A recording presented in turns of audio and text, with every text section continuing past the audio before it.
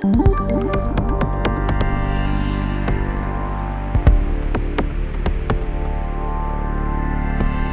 fellow investigators, and welcome to our video podcast, Into the Darkness, where my friends and I play the Call of Cthulhu role-playing game. I'm your host, Tom Rayleigh. We have a special treat from one of our favorite sites for short scenarios, Reckoning of the Dead.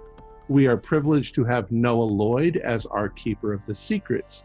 He has, together with Matt Ryan, written dozens of excellent scenarios, including Lark in a Cage, Cobalt Skyrunner, The Door Beyond, Tales from the 13th Floor, and many, many others that we have enjoyed more than once. Tonight, he will be running one of his new one-page scenarios, Organism 46b, and we have been anticipating this for quite a while, and we're eager to start. Noah, thanks for being here. Thanks for having me on. If you don't mind me asking, when did you first get involved in Call of Cthulhu scenarios?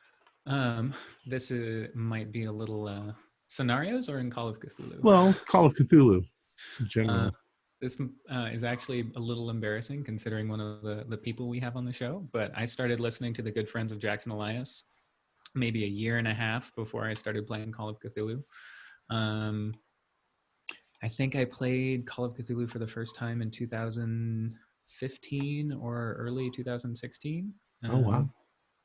And then in 2017, I'd met Matt Ryan, who lives here in Ithaca, where I go to grad school, and we played in a few games. And at one point, he and I remember this differently, but the way I remember it, which is the right way, he said, what would we do with a website?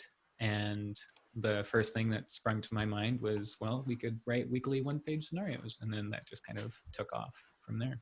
Wow. Well, you and Matt Ryan seem to work pretty well together creating scenarios. How do you guys divide up the work? What's your workflow? Or so the way it normally goes, and when we were doing it weekly, when we were kind of at the height of our one-page scenario writing, we would trade off weeks. So one week someone would write. So on the first week I would write, and then the second week Matt would write, and we would trade editing responsibilities. So on a week that I wrote, Matt would edit mine, and the next week I would edit his. And it was just like a great learning opportunity. Matt is kind of a whiz with layout and Photoshop and on Illustrator and all those, and I had no clue what I was doing. So I got to kind of watch his process turning these one-page. And if you go back and look at our super early one-page scenarios, you can tell that I was laying them out in Word. And then, as I honed my skills a little bit and kind of saw the level of professionalism that Matt was able to bring to them, I learned. It was taking a hobby and turning it into a real learning opportunity. It's we enjoy them so much. Well, thank you so much. Let's go ahead and get started. Without any further delay, let's begin our journey into the darkness. Noah? All right. Organism 46b. We start with the crew, our 4 scientists and lead drilling engineer, as well as a couple of other scientists. You are all in a helicopter that is winding its way over the Antarctic waste, essentially, as you are heading towards a drilling rig, which has been established over the past couple of days by an advanced team. There's been a discovery, which is that there is a lake, a subglacial lake in Antarctica, which is massively deeper than any other known lake. This lake is 10,000 feet deep. So the soundings say. Some people have argued that, the measurements taken were wrong. The measurements were done using satellite imaging, and they say they couldn't penetrate the ice correctly. But nevertheless, there's been intense kind of international interest in what is either a discovery or a massive mix-up. And so a team which is largely composed of Americans, but has a few international agents as well, has been sent to investigate and to penetrate the lake and see what they can discover. Penetrate the glacial cap, I should say, to see what they discover in the lake. So as you are traversing the 400 miles from the boat which brought you in, you probably all flew into Chile on different flights, took a vessel south to Antarctica, and lifted off in a helicopter, which is now taking you to the drill site. Let's get introductions from everyone. What do the other scientists see you doing on the helicopter? How are you kind of carrying yourself? Are you chattering away about how excited you are for this project? Tom, maybe let's start with you. Yeah, it's very cold. You know, I could have chosen something in like the South Pacific studying animals under the ocean, but instead I decided to go for extremophiles, and which means I have to go to these extreme environments like the freezing cold Antarctica. But you know, maybe we'll make a discovery. My reward would be to have my name on the last end of some scientific name. It's meaningless, but I am enjoying the privilege to be in Antarctica and see this beautiful, beautiful landscape of nothing but white and snow and snow. And I should mention it's the height of the southern hemisphere's summer, so the sun will never set while you are here, and so long as you have fair weather, it's going to be bright, almost painfully bright at times. We have to protect our eyes. By the way, my name is Dr. Ajax Telemonius. Most people just call me Dr. Ajax because nobody likes my last name. I'm Antoine Gerber, Arctic oceanologist. I was born in Fairbanks, Alaska, so I'm used to the cold, but this cold is really something. At least it's good. We'll have 24 hours of sunlight. We can get a lot of work done. My goal for my career is just to discover the undiscovered. There's so much about this great Earth that we don't know yet, and most of it's under the water. And I plan on finding something. That's fantastic. I can't wait to get down there either. This is great. Geologist, just got back from the geological survey up in Alaska, but I've never been to Antarctica before. Oh, my name's Derek Palmer. Used to work for the USGS, but I cannot wait to get down there to Antarctica and get some core samplings. This is quite an amazing find, and this should be good. This should be cold too. Cold it is. How about you? Let's get Elliot Devlin. Yeah, he's sitting there on the window seat, watching the white landscape roll by. Probably a little bit absent-mindedly, but then will perk up when he's addressed directly, saying, "Yeah, the name's Elliot. Elliot Devlin. Based in the US now, but originally from Old Blighty. Worked on oil rigs and basically oil drilling sites all around the world, mostly around the Middle East in the last few years, but on a few oil rigs up in the North Sea and in the Gulf of Mexico. Nothing to do with Deepwater Horizon. Don't look at me for that. Not my fault. But I thought I've been up to the North Pole. In fact, around the Yukon's one of my favourite places, actually. A little place called Old Crow that I went up to and first saw the Northern Lights there many years ago. So that's always got a special place in my memory, the Alaskan wilds. Yeah, hadn't been down to this part of the world before and thought, hey, it'd be a bit of change and no hope of getting sunstroke down here. Excellent. And you? Who are you? So he's just kind of similar to Elliot. He's just looking out the window at the landscape going by, but he doesn't really look away to look at who's talking to him. But I'm Gregory Henderson. I'm a chemist from Arkham, Massachusetts. Just down I don't get out too much, so this is very, very new. This whole never been in a helicopter before. This is No, well, I'm sure I will probably put you to use, though. We need to find out what is keeping the lake from freezing. Most likely, it's going to be. I mean, the implications that has, you know. Well, you should be able to test the water and see what kinds of,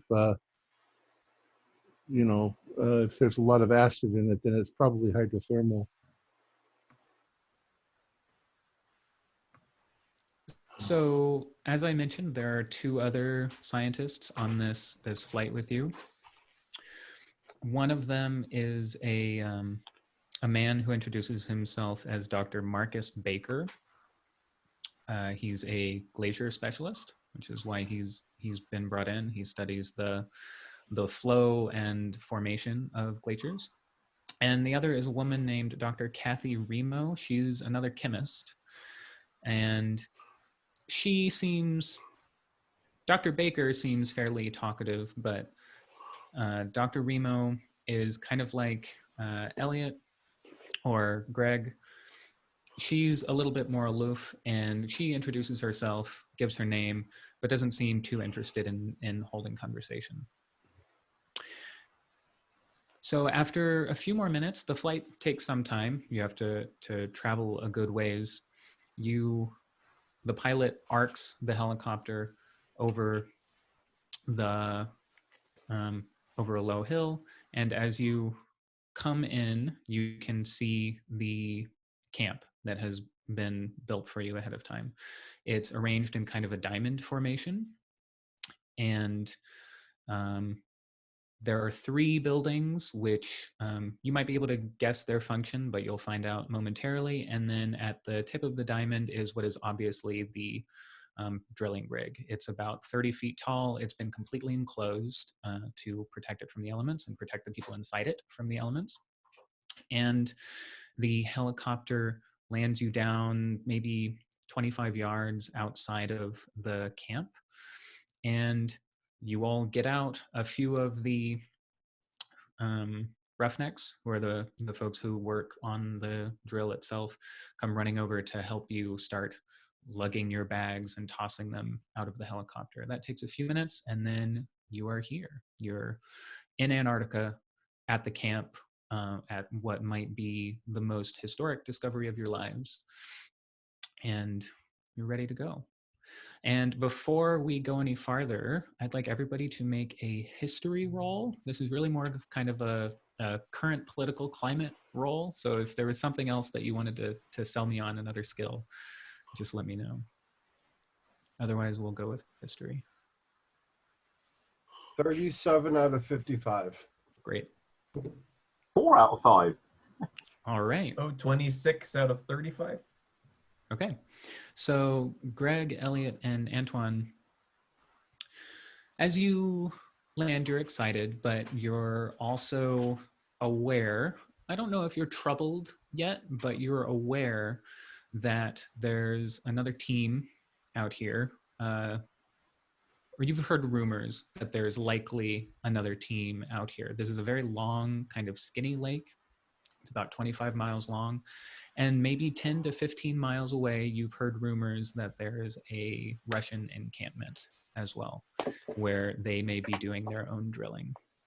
So that's just something you kind of have in the back of your mind as you start dragging your pounds and pounds and pounds of gear into the camp. Coming into the camp, and then from here, I'll let you kind of explore on your own as you take a few minutes to see what's what. The 2 long points of the diamond, one site is the drilling rig, and the other is kind of a longhouse, which is where you'll be sleeping, and then there are kind of living quarters in there as well, where you'll make your meals. There's a chemical outhouse on one of the short arms of the diamond, and a laboratory as well, in case you happen to pull anything, once you breach the ice, for you to bring samples up from the water. Now, are these all enclosed, or do we have to go outside and inside? The buildings are enclosed, but yeah, you have to go outside to get from, say, the longhouse to the outhouse, or from the outhouse to the drill. Yeah. Okay. But each of those buildings are enclosed. They're all kind of a high density nylon, which flaps in the breeze. There's kind of a constant, is it katabatic? Is that the right word?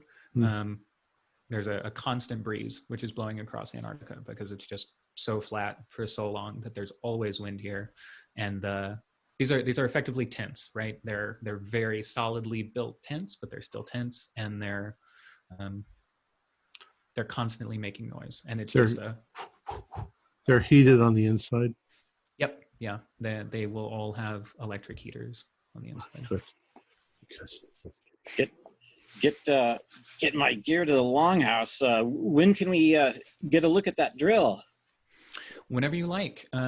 As you come into the longhouse, there are a number of folks around, and in fact, maybe everybody kind of comes in, and you can do your introductions with the crew there.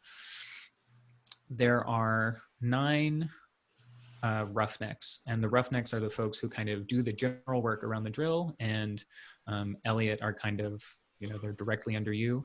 And then you have 3 derrick hands. The derrick hand is the person who sits basically at the top of the drill, 35 feet off the ground, and helps place the next length of drill segment onto the one which is just pierced deeper into the earth. So in total, you have 12 people just to work on the rig. And then Elliot, you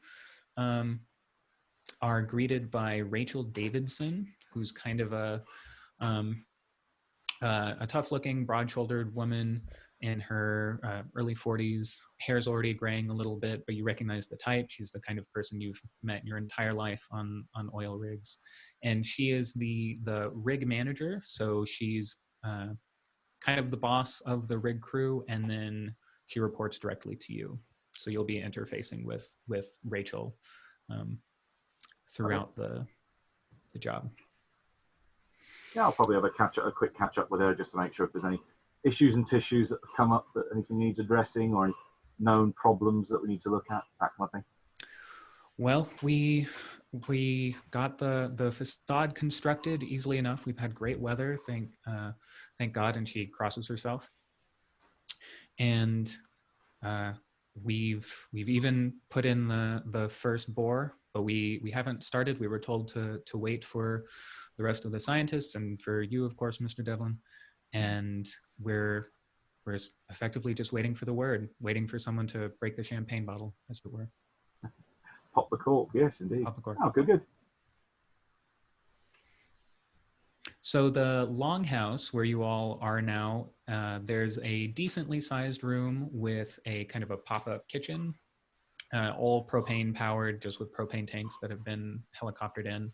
And then there's just a curtained off back section where folks will sleep. So the reason you have 12 folks working on the rig is you have 3 roughnecks for each shift and 1 derrick hand for each shift, working in 8-hour shifts. So people are working around the clock.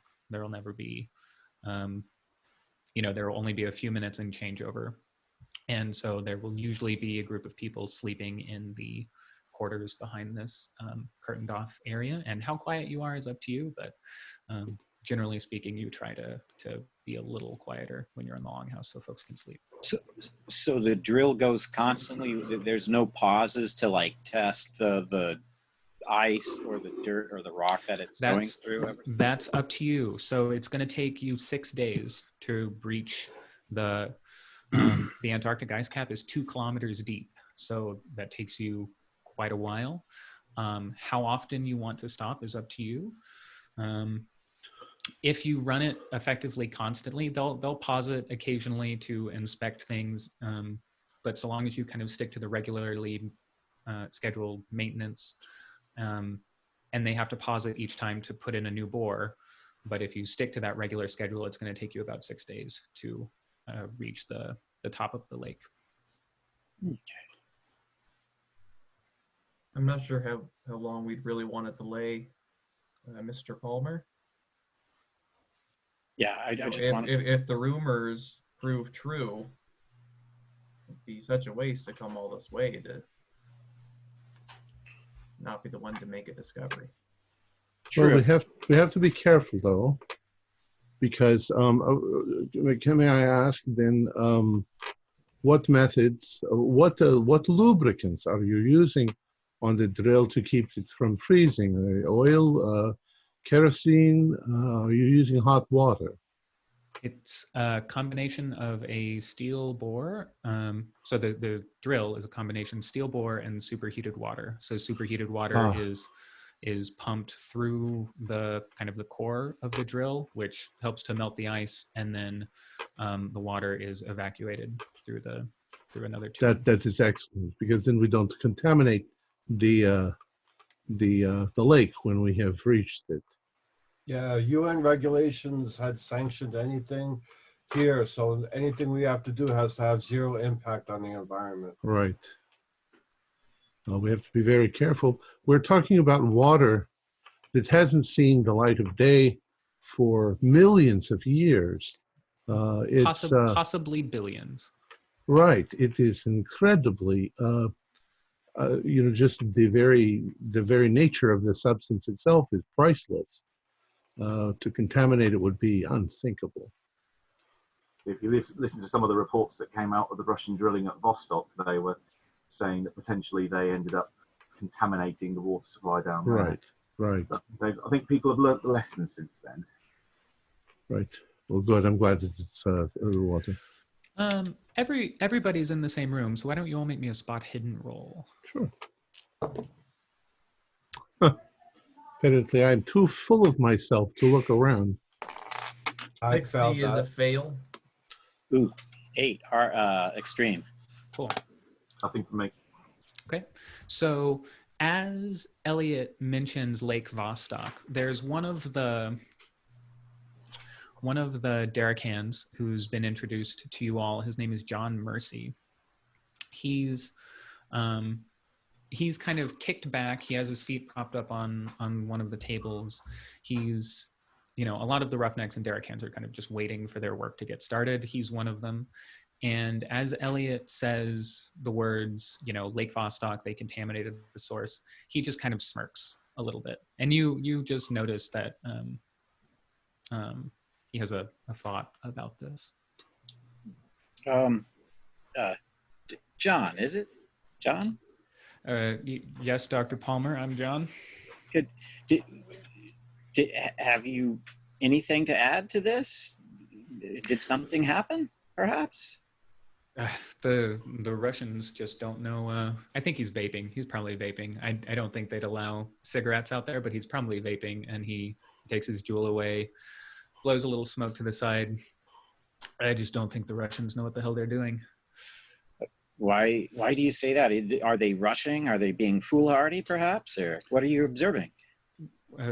Dr. Devlin, and I think he just kind of calls everyone doctor to be on the safe side.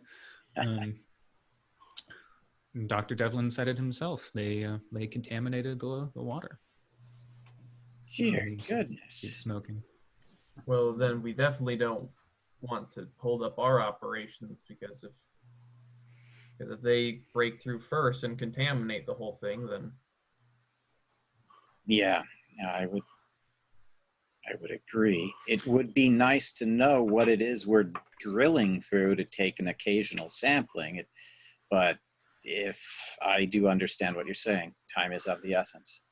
Dr. Henderson and Mr. Palmer, are the two of you talking about this kind of openly, or are you? yeah, I have nothing to hide at the moment. Not aware. So at that point, Rachel Davidson, who again is the rig manager, she takes Devlin's, takes you kind of by the elbow and leads you to the side, probably over by the sink. And because these are still cramped quarters, right? Especially with everyone being in the same room.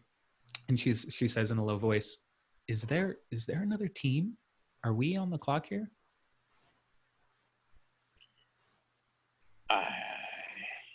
Oh, she took Elliot. She took her boss to the Oh, side. Took Derek, sorry.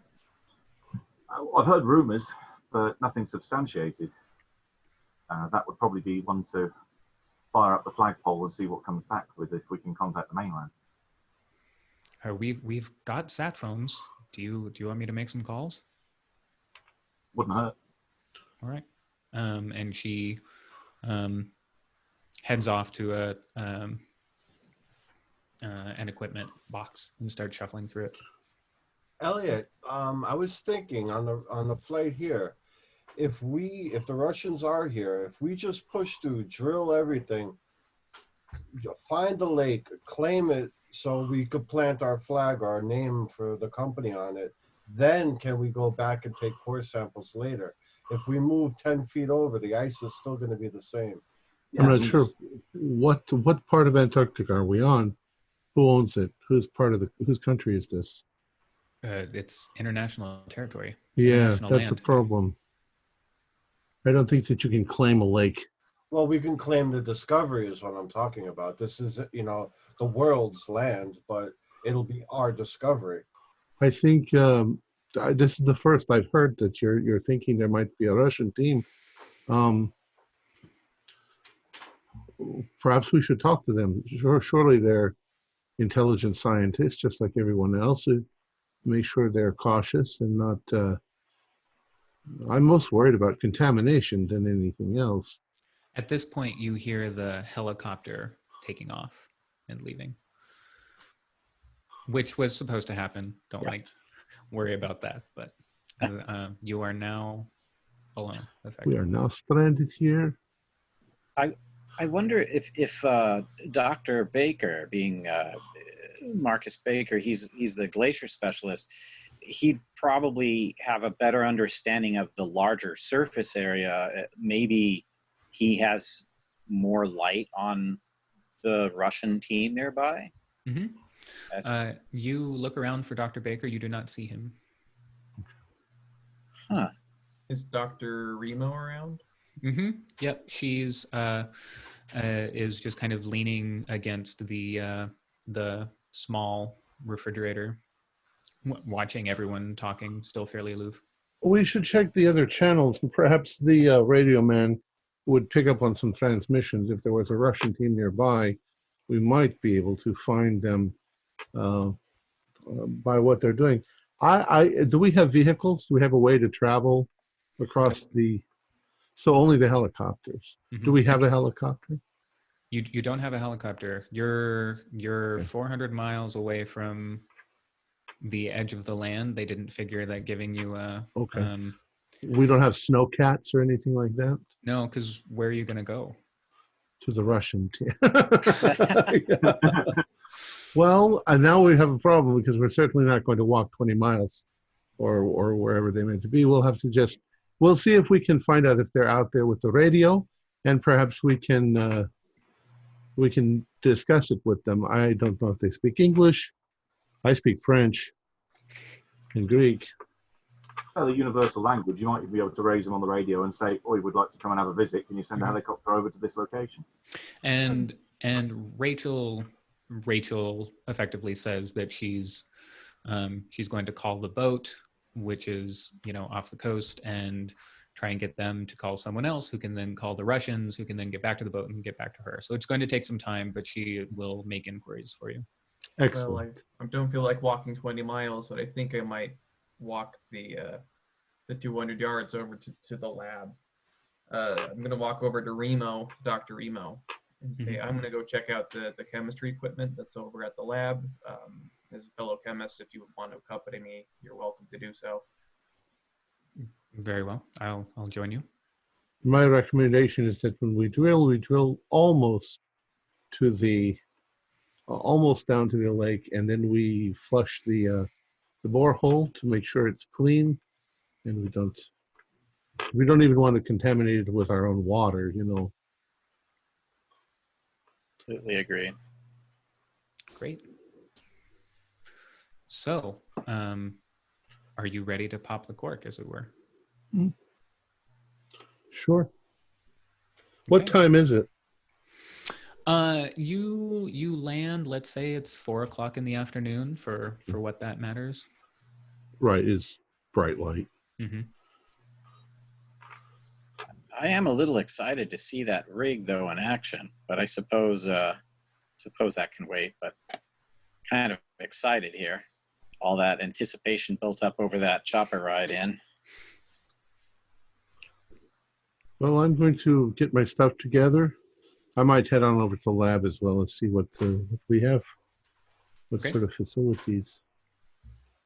Which means I have to put my jacket back on. Ah, yeah.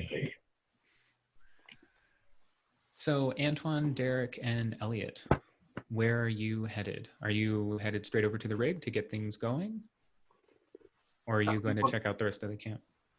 Once I've dropped my stuff, I've got everything pretty much where I want it. I think, yeah, the drill is my thing, so yes, heading over to that. Sounds good. Elliot, Mhm. well, if you don't mind, I'd love to come with you and take a look at this boring through the earth. Sure, yeah. Well, whenever you're ready, we'll go on over together.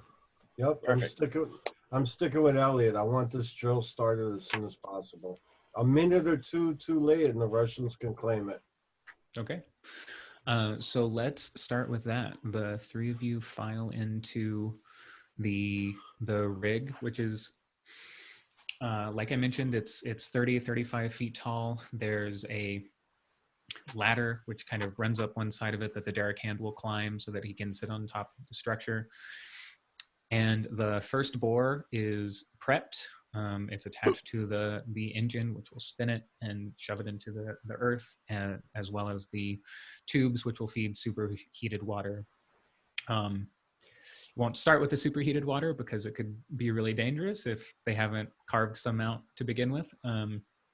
But that's ready to go when the drill has progressed 3 or 4 meters. And the kind of the first shift of Roughnecks and the derrick hand show up. Rachel Davidson is close behind, and the derrick hand climbs the ladder, gets set, make sure everything's in place. It is, and they wait for Mr. Devlin to give the word. While they're getting set up, I'm just going to do a 360 to make sure there's nothing blatantly wrong. Yeah. Not that I don't trust them, but just 4 eyes principle. Mm-hmm. I think a mechanical repair will do it. I'm probably walking around with my eyes shut in a 97. So. Yeah, you trip over one of the hoses, one of the superheated hoses, and Rachel just kind of catches you and steadies you. It was a long flight, Mr. Devlin. Yes, just a little bit colder than I'm normally used to. Just a little. I understand. It's cold for all of us, but to you, everything looks fine. Okay. Yeah, assuming that there's no one else. Okay. Do I see the previous drill bit that came up, like the type of dirt and ice that's being brought back up for the change? Does that, if I can see that, does that look what I would expect as a geologist to be coming up from that depth? They haven't started yet, so the drill is in place, but it has not this actually. Is the brand perfect. Okay, Yep. Got it. Sorry. Yeah, brand new bore. Okay. Antoine, as long as we're not on any restrictions, say start at a particular time. If it is literally my go ahead, then fine, crank her up. Okay. I think Rachel has a terminal kind of in one quarter where she can route the electricity where she needs to, and she hits the button, the engine spins up, and the bore drops the 18 inches above that it was above the Antarctic ice cap. There's no floor here. This is all ice that you're walking on, and it begins spinning, spitting out ice. Folks who are kind of prepared, cover their faces a little bit and step back. Derek and Antoine, you maybe get like a face full of ice for a second as you're unprepared, and the drill has started. It's spinning, and all of the Roughnecks and the derrick hands kind of clap and give a little cheer because the work has started, and then Rachel shouts, get back to work, and we're going. I'll just hit a timer start on my watch to kind of give me an idea of how long it's going. That's great. Yeah. let's say it's 4:10 when you finally hit the go button. In the laboratory, so Dr. Henderson and Dr. Kathy Remo come into the laboratory a few minutes before Dr. Telemonius. And it's empty of people at the moment, other than you and Dr. Remo, Greg. And it looks kind of what you would expect. It's a prefab tent construction. It's maybe 30 feet by 30 feet. It has some pop-up tables with all kinds of different laboratory equipment for you to perform water samples or core samples, whatever you might need. Excellent.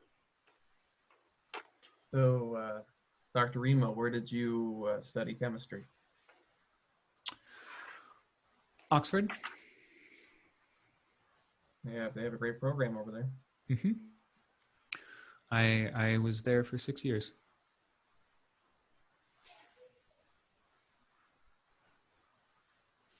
And what have you been up to since then? I work for NOAA now. That was an unintended pun, but what does it stand for? National Oceanographic Association, I think. Please, the two of you don't seem to have much conversation. It's like there's no chemistry between you. Very funny, Well, Dr. Telemonius. yes. Chemists are not known for their people skills. And Aww. where did you study biology, Dr. AJ? Oh, I'm from the Hellenic Center for Marine Research. I studied at the University of Athens. I've been to Scripps, but only for one season. And I've been to a number of places around the world, but now I'm focused mostly on extremophiles, creatures that live in extreme environments. I'm hoping in this case we're dealing with a lightless, possibly an aerobic area that hasn't, once again, possibly a billion years beneath the ice. It'd be interesting to see what lives there. I don't expect much more than protozoa or things like that, but they'll be very interesting ones. Why don't the two of you make me hard psychology rolls?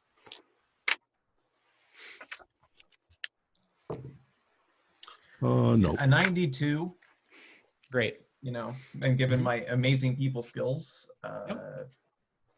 ultra failure. Yeah, I got 50 out of 10. Perfect. Is there anything y'all would like to do in the laboratory? Anything you'd like to look for? See if it's stocked up on? Want to check the equipment, microscopes, whatever we have available for keeping core samples cold. Mm-hmm. Yeah, you've got another kind of deep freezer here.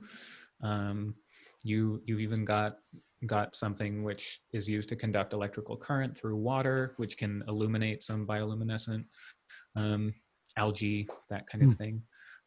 You've got all kinds of equipment. Basically, this is me as GM saying, if you want something to experiment with, you have it. Right, excellent. That will be very interesting to see. It's a lightless environment, but then most of the ocean is lightless. There may be all sorts of bioluminescent creatures living in this lake. Be very interesting to see how they sustain themselves, because it's obviously a closed environment with no access. It's not like the ocean. Be interesting to see if it's fresh water or if it's salty. If it's glacial melt, then it's fresh. But could also be, there could be hydrothermal vents that are poisoning the water to us, but not to whatever lives in it. Or it could be dead, could be completely lifeless. There's so many things I just can't wait to find out. We're going to have to wait 6 days to find out. Yes, Hope maybe did you bring some reading material or something to keep you occupied for 6 days? Yes, yes. Or do good you want point. to just continue to lay out all the options you've been thinking about? Oh, All, No, all the possibilities of life that might be down there. I definitely have plenty of reading material. Dr. Henderson, it seems like you have a bit of an attitude.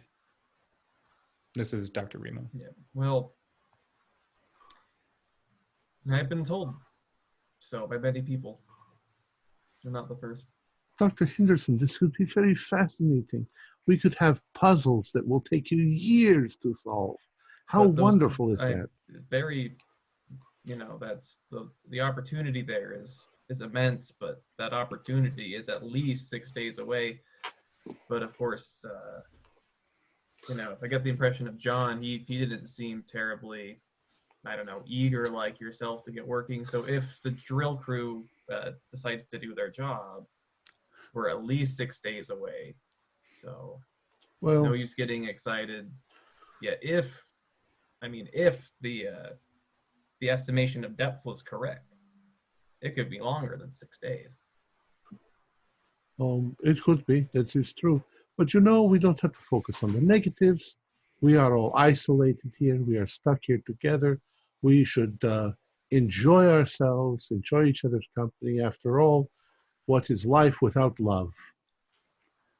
Life, Dr. Ajax. Dr. Remo rolls her eyes and walks out of the laboratory. But is that really life? Or is it just existence? Or is there a difference? Quite. So let's go ahead and do this. We know we've got some time to kill, as it were, and I kind of just want to get a little vignette from each person, how you spend kind of the rest of your day here, the rest of your first day in the camp.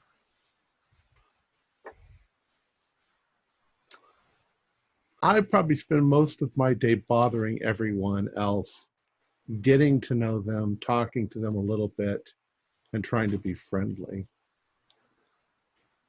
Yeah, and everyone, roughnecks too. Yeah. Yeah, there are a lot. They appreciate it. A lot of them have brought little flasks with them, and they probably share it with you as well if you imbibe. I show them my family. This is my wife Maria, my son Constantine, and my other daughter, Thecla. I miss them very much. I kiss their picture every night before I go to bed. When you're showing John Mercy, he kind of throws his arm around your shoulder and says, "Can I kiss the picture too?" No, you keep your filthy lips off my wife. And he slaps his leg and laughs. He loves it. You're great friends. And I spend my day doing the exact opposite, doing my best to ignore everybody else, avoid eye contact. Somebody's walking this way, I walk to the other side. Great. Yes, John, we need to get him drunk. I also talk to everybody, introduce myself, but then I'll make it a point to walk the whole diamond at least twice and get a layout in my head of where everything is and the approximate distance between each camp, just in case a storm comes up. And then I'll also check the weather reports. Great. Yeah. Each building, along the outer legs of the diamond is about 20 yards apart. And when you check the weather reports, it's supposed to be fair skies for the next 3 or 4 weeks. Did you know, Dr. Gerber, that Antarctica is one of the driest places on the planet? That is correct. Just not much precipitation in the air. The moisture is all frozen. It's essentially a desert. Exactly. But we're up here alone, and I like to be prepared. Wise. Well, if some horrible catastrophe happens, know that they will find us 1,000,000 years from now, frozen in the ice. Just it's how you freeze and with what expression you have on your face. It's true. I like it. So after I check on the geological survey equipment that's available, I go back to the drilling rig. I'm fascinated by this. This is tremendous equipment. So I try to familiarize myself not just with the equipment, but with the crew and the people working on it. This is just amazing equipment here. Yeah. Is there something you would like to roll for me just to kind of get a sense of the equipment? To increase your familiarity with it? Sure. If I could use my knowledge of science and geology, there's a lot of focus on excavation and surveying. That sort of falls aligned there. Would that be Absolutely. okay? Yeah. Cool. Thanks. Go for it. And I make it. It's just a regular pass though. Okay. Yeah, I mean it's fascinating, you know, that humans have come up with something that can bore 2 kilometers into the ground. You know, this isn't really Earth that you're boring into. It's not what you usually study, but it's still one of the coolest things you've ever seen.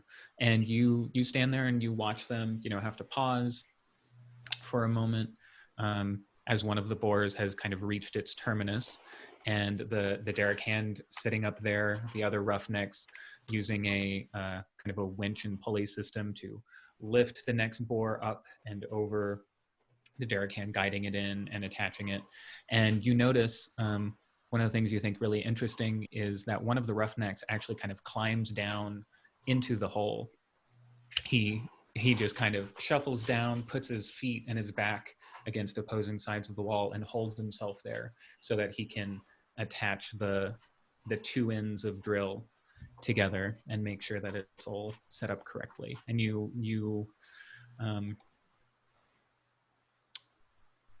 that, I think, is what brings home for you just how dangerous this enterprise is. Dear God, do be careful, man. I got this. I've been doing this for 20 years. This is definitely where geology crosses over into a glacier specialist. This is Dr. Baker. Is Dr. Baker around? He's not at the rig site, no. Okay, I must catch up with him shortly. This is fascinating. And we still need to get Elliot's vignette, but before we do, I want Dr. Henderson, since Dr. Henderson said that he was kind of trying to keep away from everybody else, will you make me a spot hidden? Ooh, a 23 is a hard success. Awesome. Yeah, so in your quest to remain on your own, you think, you know, what better place to be on my own than in a bedroom, which is effectively what the other half of the longhouse is. And so you go in there. There are low lights so people can see where they're walking, and most folks bring eye masks and earplugs and all that. And there's Dr. Baker. And he's not sleeping, but he's sitting on one of the cots. He has a book in one hand, and with a hard success, you see that he also has tucked a little bottle into his into his coat pocket, and his cheeks are pretty flushed as well. Dr. Baker, I see that you are a very dedicated man to your work. Well, I'm reading up on the latest research. I see. I'm very thrilled to be here. Now, what is he reading? He is probably reading Glaciology Today, some academic journal about glaciation. But he's not working either. So I will just shrug and wander off. Yeah. Elliot, what do you do for the rest of your first day? Pretty much a combination of Palmer and Gerber. Staying with the drill head for the first 4-hour shift just to get an idea of how competent the people there are. Getting to know them, sharing anecdotes, seeing how long they've been in the business between them, and then hopefully, he says, hopefully, confident that they're sound people, start doing the rounds to get an idea of the layout of the rest of the compound.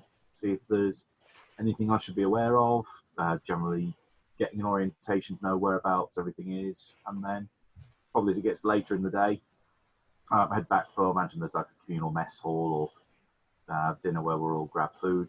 Yeah, that's the front half of the longhouse where the kitchen is and everything. Yep. Got it. Yeah, grab dinner, and then before wrapping up, head back to read in bed for a while. I've got a copy of Joseph Campbell's Campbell's Who Goes There, and Stephen King's The Shining, as I hear they're quite popular at the South Pole base to read. Quite.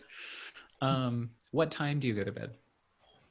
Whenever probably about 2 hours after the first shift change over at the drill, just again to be there to make sure everything goes right and that everything ticks over smoothly, and then that gives me like a 6-hour rest period before I have to get up for the next one. Right.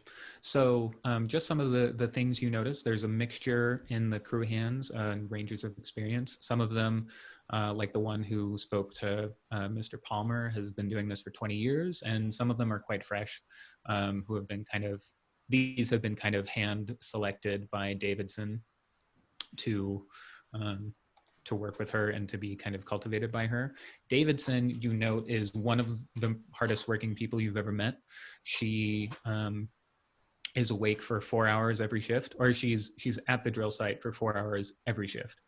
So she kind of sleeps in between working, but there is never a shift with people working on it that she does not touch and help in some way. That's going to be similar for me then, I think, yeah. Say that again? That's going to be similar from my angle. Right. So you said you go to sleep about 2 hours after the first shift change. And just to kind of keep the clock easy, the first shift change is at about 8 o'clock. So there's the turnover. You go to bed at about 10. And I think you probably check your watch. It's 9 and some change, 9:45, 9:50. And everybody make me, well, where's everybody else at just shy of 10 p.m., the end of your first day? Probably getting ready for bed. Yeah, Perfect. Yep, same here. getting ready for bed. Like wrapping up a card game with somebody off duty before bed. Do we have some shades on the windows to cut out the light? Oh, yeah. Yeah. Oh, there aren't any windows in the sleeping half. Oh, good. There's no windows, period. So everybody make me listen rolls.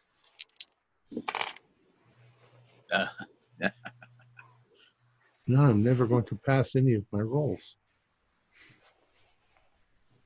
Nope. I failed. Hard success for me. If it's only if extreme makes any difference, I can spend 3 points of luck to get it down that far. Oh, yeah. Extreme wouldn't make a difference because you know exactly what you hear. You've heard it before.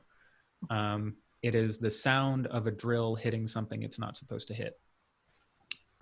You hear a kind of first a grinding and then a wong, and you know, because you've probably seen it before in your career, that the bore shaft is waving because it has hit something it's not supposed to. Drop everything and heading for the drill site, yelling, "Kill it!" Yep. Sprinting out of the longhouse. Is anybody else following, or are you? I will. Okay. Yeah, if I can hear the kill it, I'll definitely perk up and drop out of the game or see. Mm-hmm. I agree. If I heard that and saw him run out, I'd probably be right on his tail. Okay. I didn't hear it. But you do see everybody kind of sprint out of the longhouse, unless you've already passed out, which is fine. Falling asleep. Oh, where's It's been a long day. everybody going?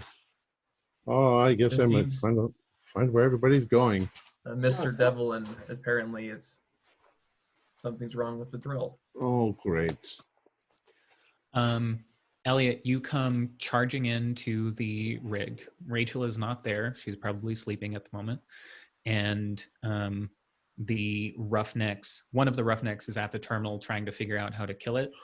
And there is superheated water, which is blasting up out of the, what do you call it, out of the borehole.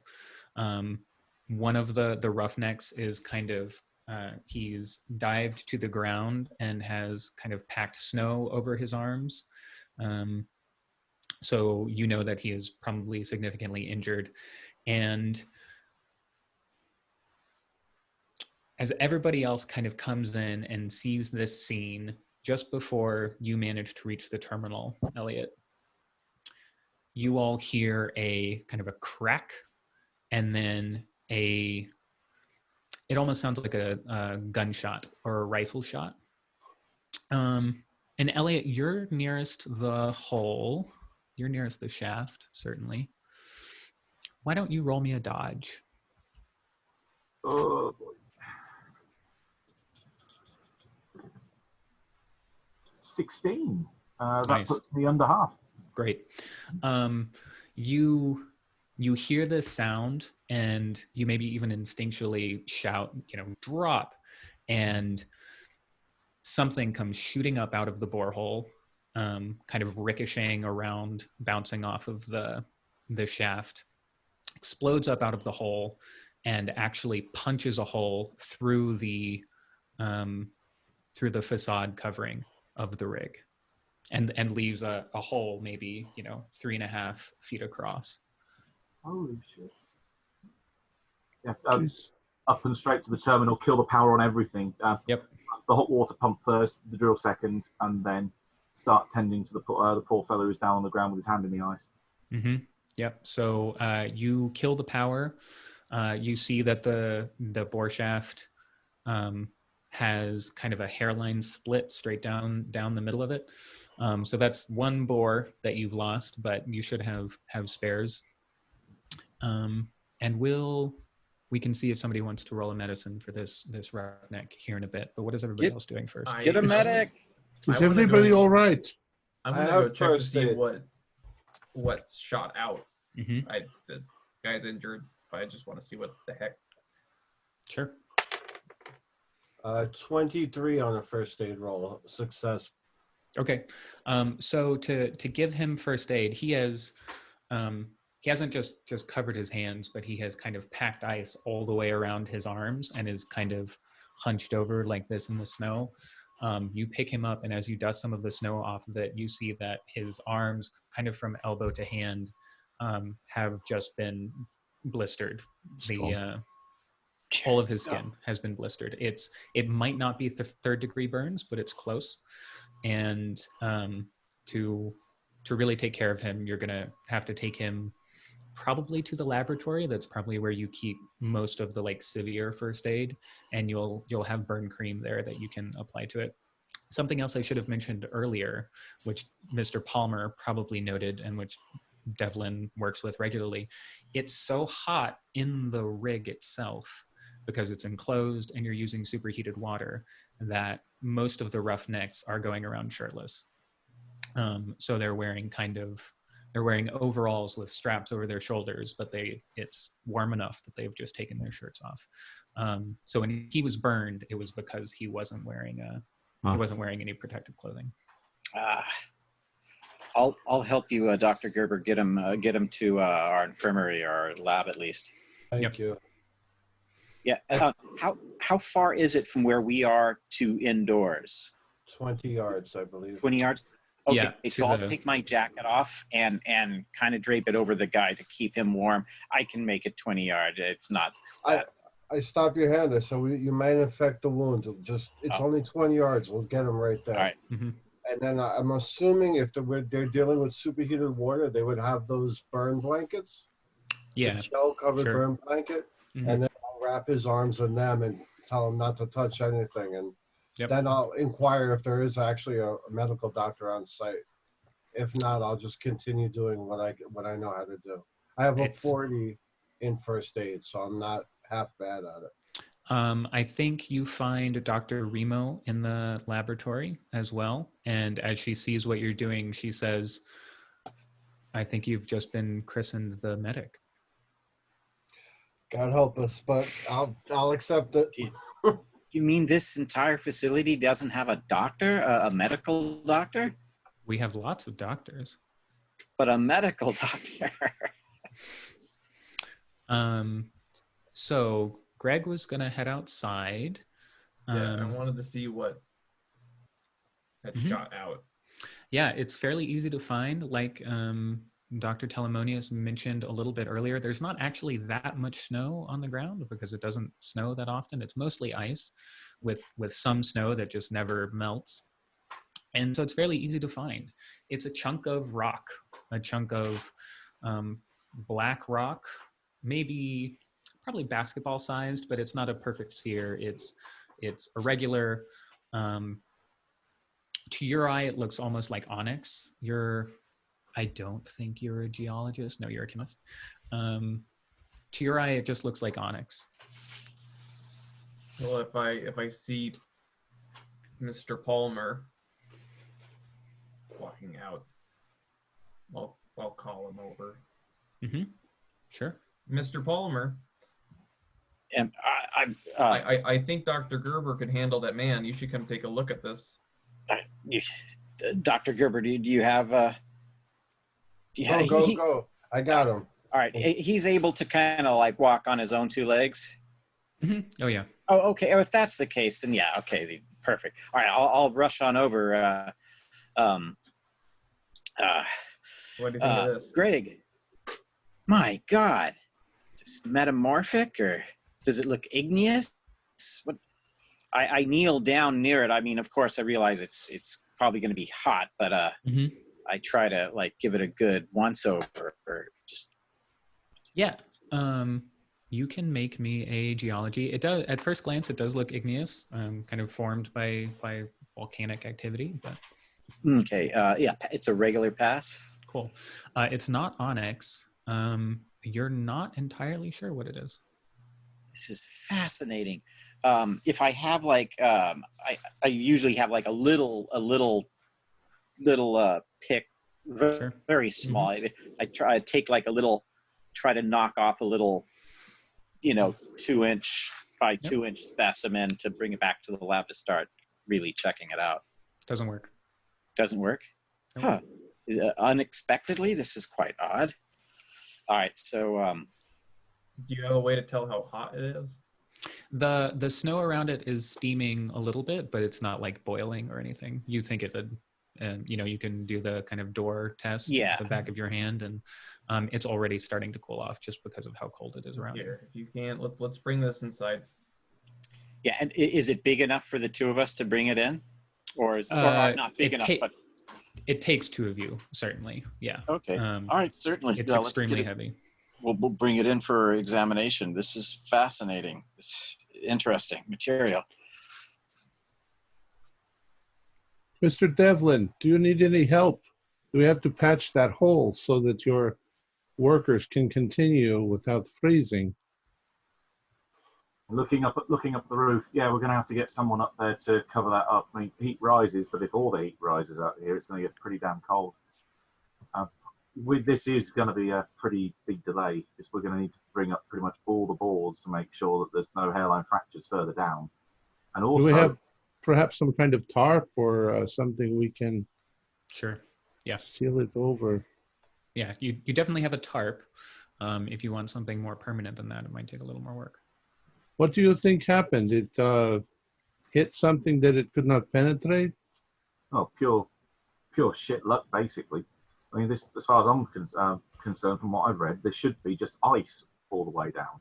We hit something hard, and so it's something that shouldn't have been there, because it can't be rock, because there couldn't be a landmass over a lake. Well, is this a glaciation? Perhaps it's what is the rock called? Moray that gets pushed along with the ice? I don't know. Yeah, well, something like that. Potentially, but it's like pure dumb luck that we hit something. But yeah, I'm going to order, or they get our second in command to come up here and oversee the repairs, bringing up the boards, make sure checking them for cracks. Well, if there's anything I can do to help. Off the top of my head, I can't think of anything. Although if you want to lend a pair of hands getting that thing up on the roof sorted up, that certainly wouldn't say no. Of course. Always glad to help. Okay. I'll see if I can get a tarp from the other 10. You get started on that work. Yeah. I'll organise them to bring the drill up the bow, probably 4 or 5 foot, just so that it's away from whatever it hit. So if it did accidentally start up, it's not going to immediately catch whatever's down there again. Right. Sure. Now, I'm going to spend a good amount of time trying to patch this guy up, talking him down, relaxing him. And when I'm done with him, unless you have something to add with that, I want to make a physical note of all of our first aid supplies that we have, sure. And then see if there is a smaller portable first aid kit. And although I was getting ready for bed, when I go back in, I'll put it into my backpack that I walk around with. So I have a first aid kit on me at all times. Great. Now that I know that there's not an actual MD here. Yep. Yeah, you can do that easily enough. There's probably a stuff sack. I don't know if there's like a smaller med kit, but you can kind of build one just by taking a stuff sack and shoving stuff in it. Yep. Excellent. Dr. If you don't mind getting out of the way, Dr. Gerber, this is pretty heavy. You're bringing it into the... Oh, yeah, that's right. Okay. This is heavy, but... about how heavy is this? Like, we're talking 50, 60, 70 pounds? Oh, maybe 80. 80? Oh, so this 80, is... 85. That's why it takes 2 of you. Yeah. Greg, do you think maybe you can get some acidity tests going on this? Yes, we've got. If you don't know what it is, yeah, I'm not. We have the chemistry equipment here. Might as well figure out some of its properties. I'd love to try to break off a piece to do pressure or fracture tests while you do chemical analysis and acidity tests.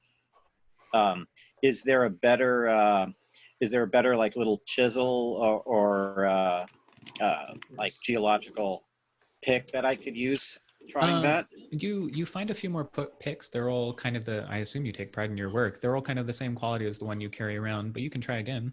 Okay, I'd like to try again to try to find the best. Before you start scarring up the tissue, the rock face too much, Mr. Palmer, it might behoove you to see if this came from a larger structure before they start drilling again, and this happens in the next hour. Oh, wasn't this? Oh, I thought that this was like ripped out from the drill, and that the drill just cracked it up. It's hard to tell. Oh, okay.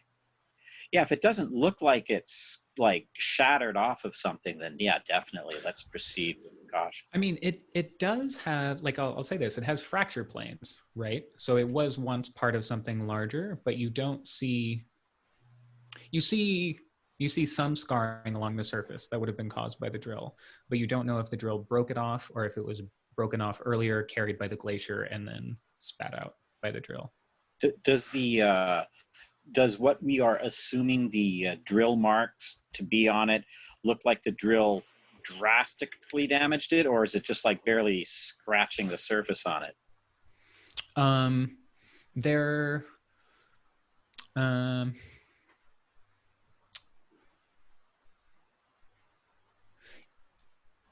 let's say in between, right? It's like it has chipped the edges of these fracture planes on it. But it's still really hard to make a determination. All right. Okay, agreed, Greg. Yeah, we'll proceed just with what we can do with the whole piece first. Okay. So what tests were you going to do? So I was trying to find things that it reacts with. Sure. Okay. Make me a chemistry roll. 57 is a pass. Cool. You take your jackets off because it's a heated room, and you get to work. The acidity is neutral. And you don't find anything that it reacts with at first. As you keep working, though, you notice that some of the kind of testing strips you're using, even though they're not, and this takes probably 45 minutes to an hour, right? Even though some of these testing strips you're using aren't reacting to the surface, they almost seem like they're leaving little tracks in the material. Fascinating. That's odd. Can we perform sort of a hardness test at all with like pressure equipment? Or do we have that? I'm hoping we might be a fully geologically survey equipment. Sure. Why You not? should have a Mohs test. Hardness. Yeah. How does a Mohs test work? Basically, you try to scratch the substance. Oh, Yeah, with And harder you and harder go for things. harder and harder substances. Yeah. Yeah. As you kind of work up, you start being able to make scratches. It's kind of earlier than you expected. Like the pick should have been able to break it if these hardness tests are coming back like this. Interesting. So if these other elements are kind of wearing away the surface, these smaller things are wearing away the surface, and your picks aren't, I wonder if we just get something thin. I wonder if it cuts, or if we can try to get a sample of this, a smaller sample, by Like a saw? almost shaving it. Oh, I see what you're saying. Yeah, we could try. Do we It have doesn't react to the force, but it reacts to. Yeah. It might be. Yeah, can we do that? Can we take like a spade and try scraping along the surface? We'll do various tests. I guess we could move on to like fracture tests or separation tests. Yeah. You ever take a stick of butter out of the fridge for 5 or 10 minutes and then kind of run a spoon across it? That's kind of what happens to this. Yeah. That's Wow. right. This is. And as you're looking at it, you realize that where it's been sitting, you probably put it in like a heavy metal tray or something on the counter. Mm-hmm. You see that the bottom has kind of spread out a little bit from where it's been sitting. This is strange. I want to. Yeah, if we get a small piece, I want to take a look at this under the microscope. Yeah, this is. Yeah. Here, so How is this do thing we bonded together? So from some of that part that scraped off, is that available for Greg to pursue? And actually, Mr. Palmer, make me another science roll. Certainly. But this thing might just Can't believe naturally it. be a liquid. I missed. I have an 80, and I missed. Okay. Fail. It's all right that you missed because Dr. Henderson has the money of it. Yeah, this thing, it's not a solid. Look, it was just frozen. It seems just to be a liquid. It's melting. That's bizarre. Is the temperature? What's the temperature of it now? I mean, has it drastically dropped temperature? Or? Well, its temperature is rising. It's rising to meet the temperature of the room you're in. Yeah, so it's reaching room, but it's still. I mean, it was just buried in the ice. It's not room temperature now, unless if we check its temperature, like how fast is it picking up heat? About what you would expect a rock to. Okay.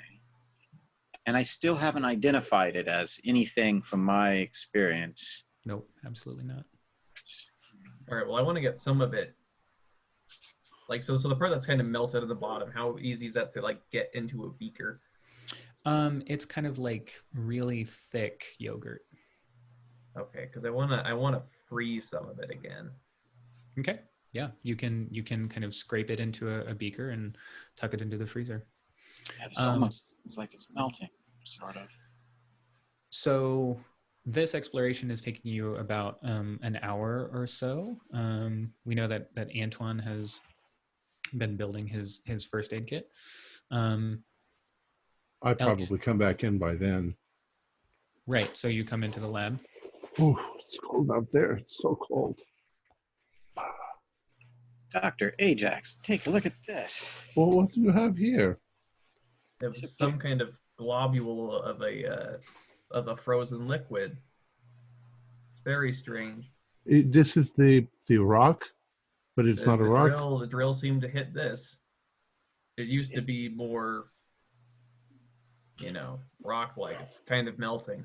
Like almost a super hardened gel, maybe at one point. I'm not certain. I wonder if there's any sort of. Let's take a look at it under the microscope. Taking a look at it under the microscope, it's. Well, who's looking at it? I'll look at it. No. Okay. We'll both look at it. We'll take turns. We have 2 microscopes. Oh, There we go. too. Multiple microscopes. Perfect. You've got 2 microscopes. I love it. It's a chemical. It's a chemical structure unlike anything you've ever seen.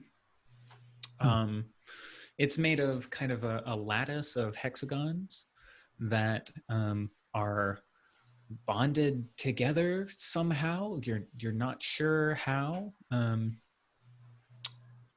And This. I was going somewhere. I've never seen a structure like this before. Oh, it, especially to Dr. Ajax, it almost looks cellular. It's almost got the cellular structure, but I've never seen anything quite like this before. Can I make a biochemistry roll? Absolutely. Like a jellyfish. Or Quickly leaving the realm of geology here. Well, I'm going to spend 14 luck to pass that. Great. You are sitting quite close to the apparatus you would use to pass electrical current through water. Yeah, we'll run some electric current through it. Okay. Are you looking through the microscope when you do this? Yes. Okay. How large is the sample you've taken that you're looking at under the microscope? If you take like one of those drop. Right, a drop. Yeah. Yep, that makes sense. You just kind of touch the electrode to this drop of this black substance, and you see this hexagon structure. It kind of opens up. Suddenly, there are no more hexagons there. There's no more cellular structure, and since you just spent a ton of luck, you reach under to kind of move the sample a little bit to see if you can find where these structures went, and the little piece of this black material just slides right off the sample sheet and lands with kind of a hard thud on the laboratory table. It has re-solidified. What the hell?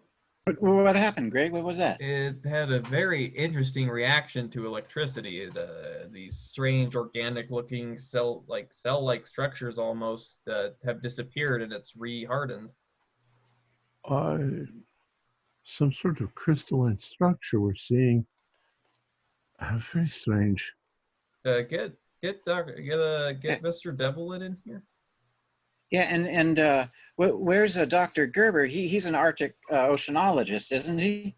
Maybe he might have an idea. Yep, I'm here. I was just putting together a med kit in case we have any other accidents. I was just thinking too that we need to be careful. This thing has not been exposed to the surface for quite a while. It could have toxic qualities that we don't know about.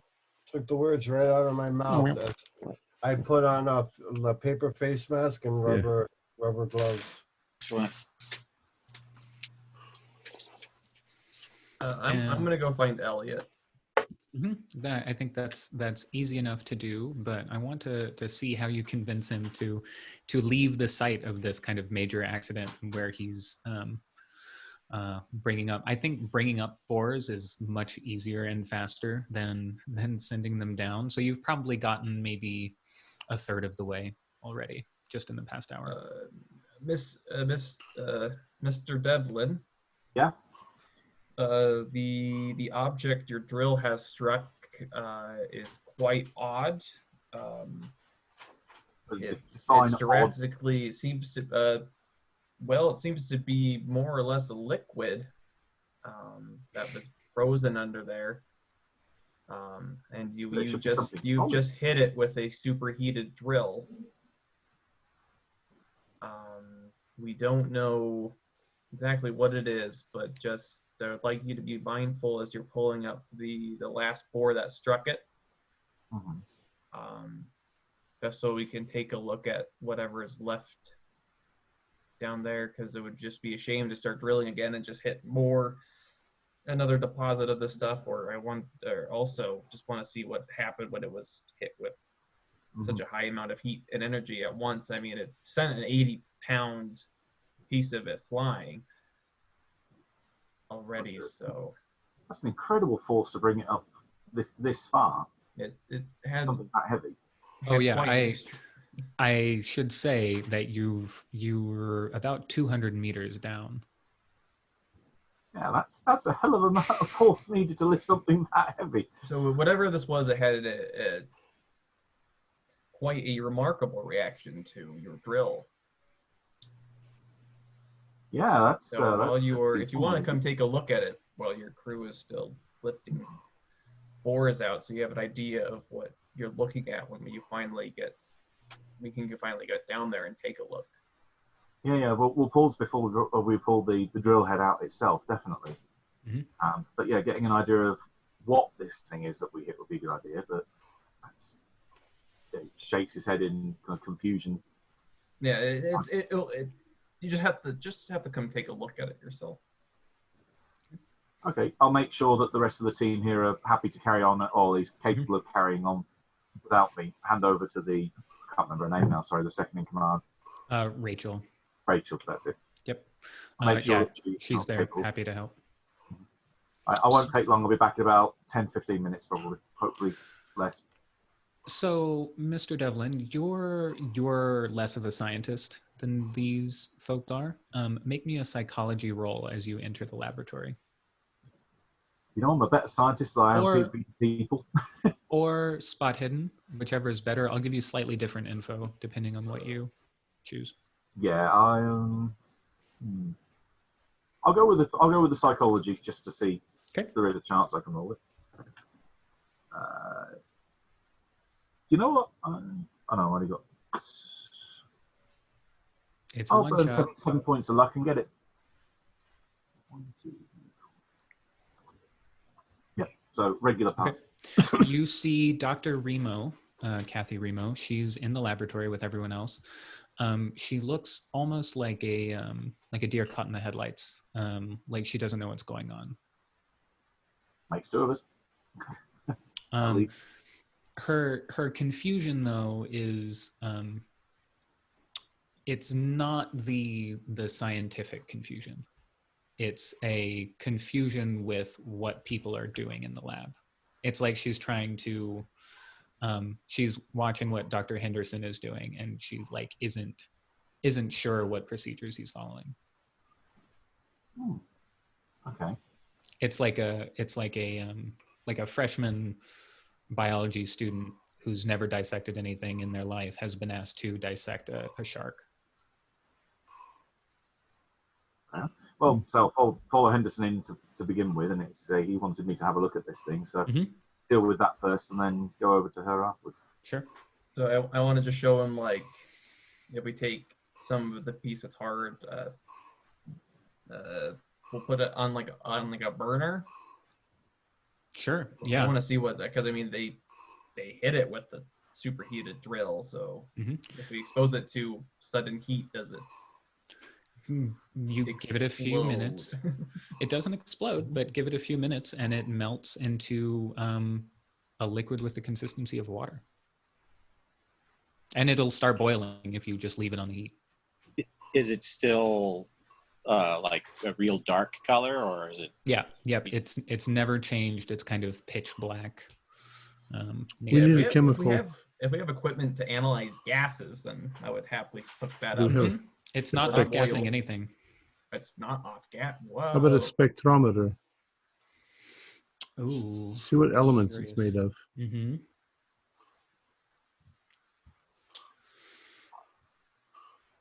Anyway, Didn't anticipate that question. Can it be diluted with more water? Yes, it can. You can add water to it, and it can be diluted. Please. The spectrometer says that it is carbon and silicon based. Carbon and silicon. And Dr. Henderson brought Devlin here, but is now back to scientific tests and has pretty much forgotten about him. So, well, I have I open up my laptop and hook it up to the microscope, and I set up some of the tests I would normally run on checking for life in water and element extraction, and just run the whole series of tests I would have been running on core samples at this point. And then I have it on the laptop so we could all observe it. Mm-hmm. You find traces of just the strangest hodgepodge of elements. I'm looking for life specifically. Well, we don't see any kind of cellular structure. Right, that's what we don't see any kind of mitochondria or. Correct. Does any of this composition that I'm seeing on Dr. Gerber's laptop, does any of that ring a bell for mineral or any sort of rock sampling in the slightest? Not in the slightest.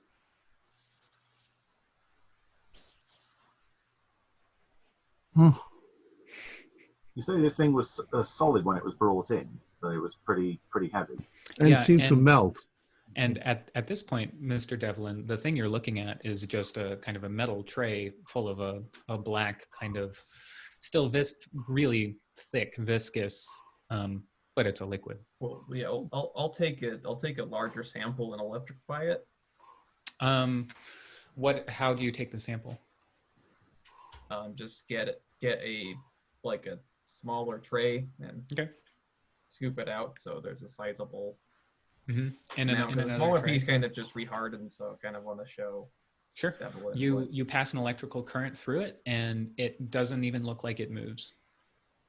You don't see a visual reaction, but you can turn it out on your hand, and it's perfectly solid. So electricity makes it solid, but heat will melt it. Yep, and we still have a solid sample of it in the freezer. I'm wondering if we put it into a sample of water and then run it through a filter, if we can tell more by the filter test. It'll come out in different substances. It's quite baffling. I've heard of memory fabrics that you pass current through them, they stiffen. So this isn't out of the realm of possibility, I guess, but it's still bloody weird. Well, you said that when you hit it very hard, it had no effect whatsoever, and colloidals will probably while it was still solid. Solidify. Well, and Mr. Elliott, after a little bit of drilling, your team might have dug up one of the most remarkable discoveries of mankind. I don't even. But pure accident. There's definitely a sense in the laboratory, and I want to say. And Devlin, you might come in and go back to the rig and come back. I want to say that all these tests are taking time, right, as the scientific process does. So, hours are passing here. I'm just trying to get kind of a montage effect. And we're seeing you conduct all these different tests and, solidifying it in a beaker, and it perfectly takes the form of the beaker, and you can fracture the beaker around it, but it remains perfectly hard inside. Hard enough that when Mr. Palmer tries to hit it with a pick, nothing happens. And there's a sense that descends over all of you in the laboratory, and Elliot, when you come back in and are talking to people about what you've discovered, that this material could change the face of the planet. When it comes to construction, when it comes to new technologies, the way it conducts electricity, the way it hardens immediately on response, if you could figure out how this works, then it would be a game changer. You could grow buildings. Exactly. I just thought of something. This could be a liquid. When they were doing the seismic tests, that whole lake could be this substance. if the Well, it depends. Is its viscosity enough that it would appear as water It from a does. distance? Question for the keeper. Yes. So Dr. Remo and Dr. Baker, have they participated at all in our battery tests? Dr. Baker has come in and he's kind of trying to help, but it's a bit outside of his specialty, right? He's a glaciologist, never seen anything like this. He could tell you, he could talk for days about the rate of glacier movement and change, but he doesn't know anything about material sciences. And no, Dr. Remo remains aloof, and a number of you have probably noticed at this point that she, if you ask her to hand you a beaker, she said she kind of hesitates over picking exactly what to hand you. Dr. Remo, is there something wrong? I'm just a little overwhelmed by the possibilities of all this. Well, pull yourself together. We need another chemist over here to. We are completely baffled by this substance. Mm-hmm. It seems to be organic and silica. When you tell her this, she'll kind of come over and she stands behind Greg's shoulder and she says, "What can I help you with?"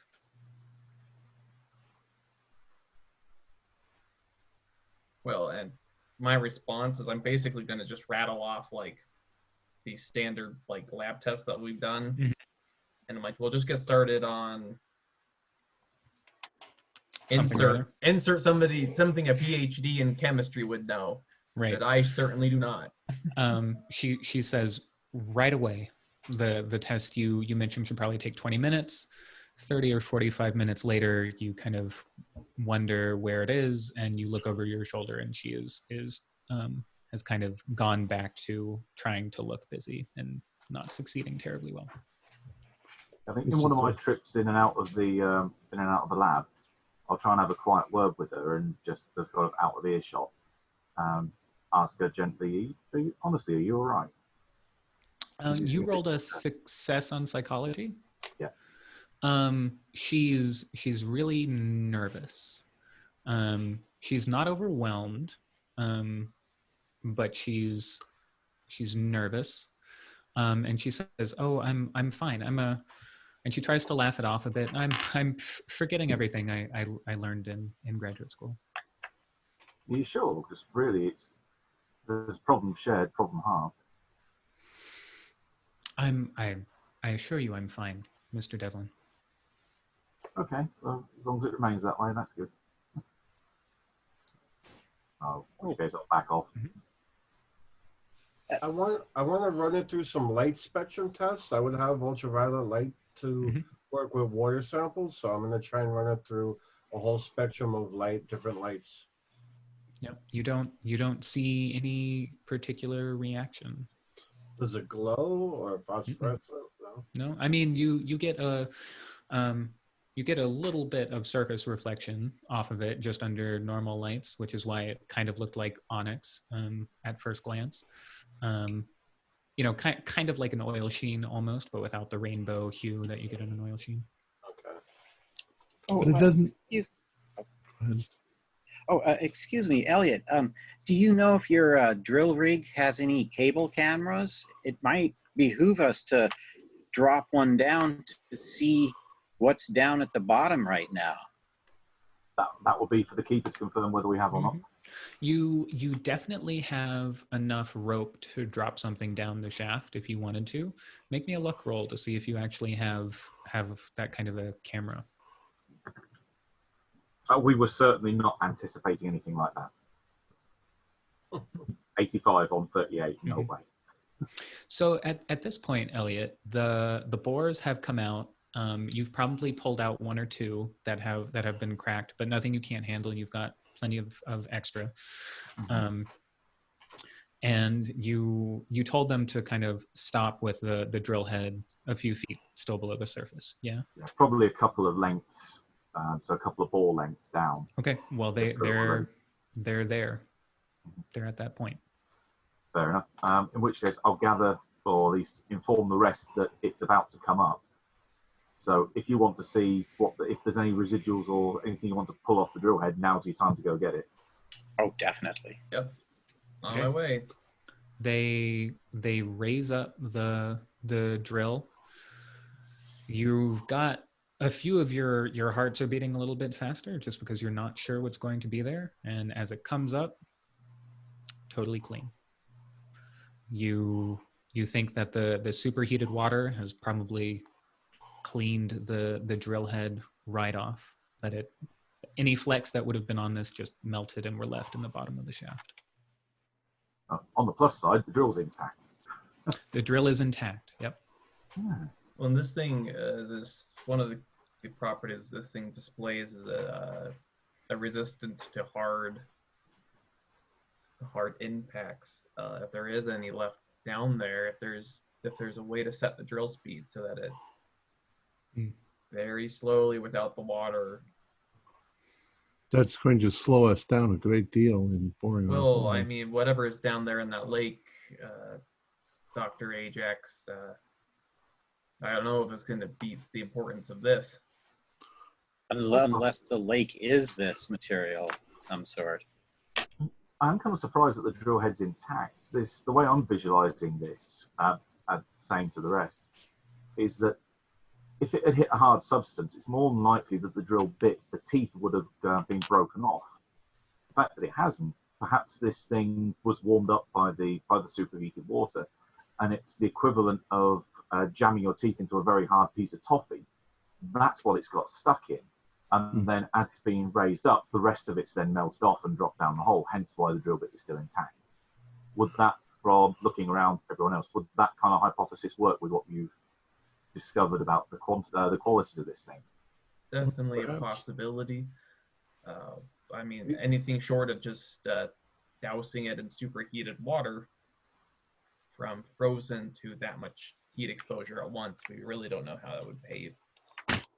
Now, I'm not too familiar with this drill rig, but is there a way to put a touch extra superheated water down the hole? Sure, that would be easy. So you might want to continue with the little extra water and continue the drilling. That way, if you hit it, it might be that little bit softer. And you did notice that it will dilute in water. So if you melt it and add more water to it, it will become a less viscous substance for you to drill through. Well, yeah, proceed with caution, of course. It might just be a fluke, but and you'll know, of course, if it's not a fluke if we encounter more of the substance. But yeah, so just to kind of keep things rolling, let's or spinning perhaps. That's exactly what you do. You apply more water to the mixture, and you can kind of gauge how long it takes you to get through this material, right? Because of how many bores you add and such. You think there's about a 3-meter stretch, kind of a 3-meter band of this material, and then you hit glacier again. Then you hit ice. That's pretty big. It's quite big. You don't know the diameter of it or any of those measurements, but the depth appears to be somewhere in the range of 3 meters. now, I don't know real chemistry, so is this considered an organic substance because it's carbon-based? Not necessarily. I think you argue about this. I think this is something the scientists can't agree on. I think Dr. Telemonius wants to say it is organic when it solidifies. When it starts to melt, it has this almost cellular structure, but then when it solidifies, it disappears. It has carbon in it, but it's also made of other materials. Have we seen any kind of indication that it's alive, that it's moved on its own, or nothing like that? Of course, it could be a dead thing.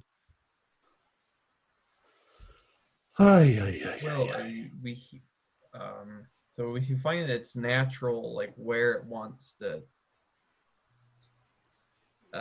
at our particular temperature. at what temperature is it, like, because it has a boiling point. Mm-hmm. And so it has a boiling point and a freezing point. How close is that to water? Fairly similar, actually. Okay. You see, I told you, sir, And that you were going to how have a acidic mystery. is it? Oh, Or base? Is it an acid or a base? It's neither. It's perfectly neutral. Neutral. See, what concerns me the most is that there's no off-gassing. If you're boiling something, there must be some off-gassing of something. So what we'll do there, Dr. Gerber, is we're gonna get the mass of what we have, Mm-hmm. and then we're gonna boil it And for see if it length reduces. of time, and then we'll see. Right. Take the mass again. That is an awesome experiment, and it's going to take you a little bit of time. So, this has gone on to the morning of the next day, right? Right. And I'm going to assume, unless Mr. Devlin says otherwise, that the drill continues onward, continues its journey into the glacier. You know, with the proviso that the minute they start to see any vibration or that they think they've hit something, stop. Right, exactly. Don't just plow on and think you can go through it. Mm-hmm. No. Sure. Gentlemen, Perfect. we haven't had any sleep. We got up because of the drill. I need to get some sleep. Mm-hmm. Coffee. Sorry. Oh no, I'm hitting the sack once I've given those orders. Sleep is weak and I am weak. There's no point in the excitement destroying your health. This is beyond our help, Dr. Ajax. This is... When you drop and pass out because you haven't had any sleep, I will stand over you and laugh because I will have had some sleep. Good night. I'll see you in the morning. Good night. Or the evening or whatever it is outside. Mm-hmm. It's always sunny in Antarctica. This is true.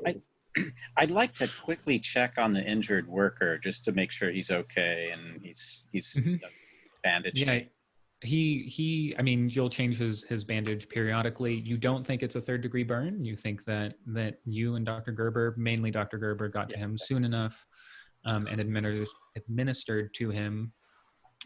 He's probably going to scar, but he's not going to lose his skin. He's obviously extremely grateful, and the shift that he was on is just kind of making do without him for the nonce.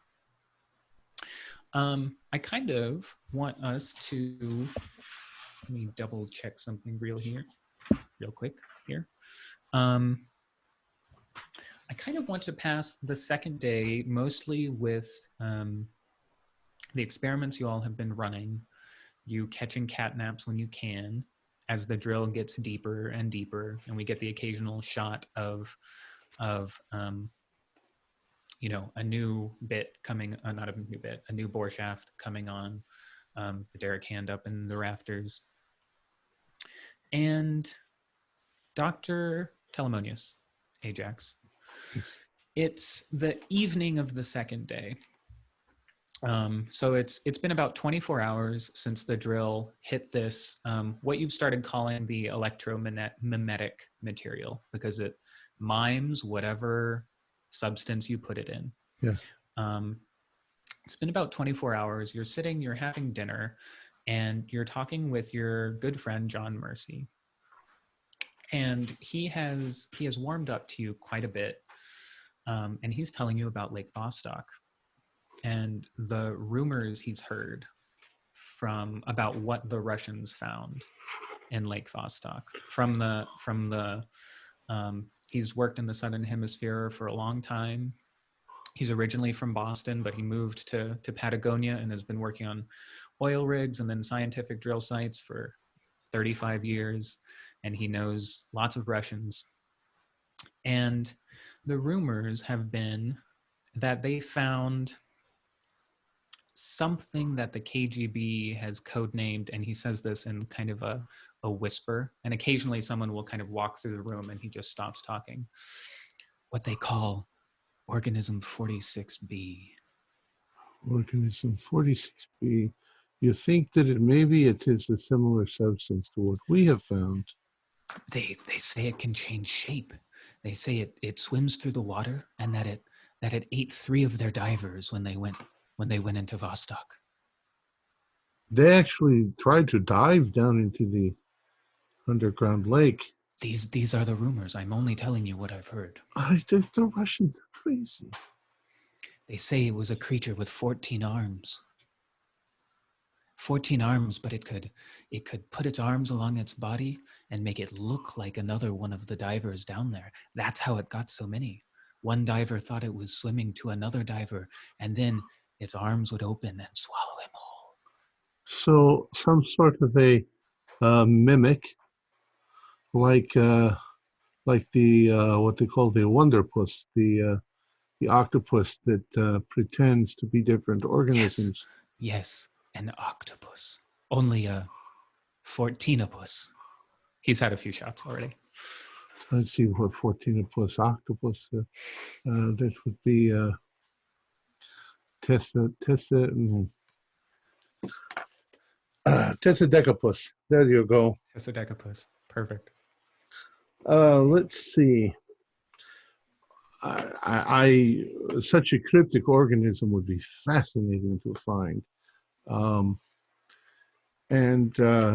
But you say it attacked them.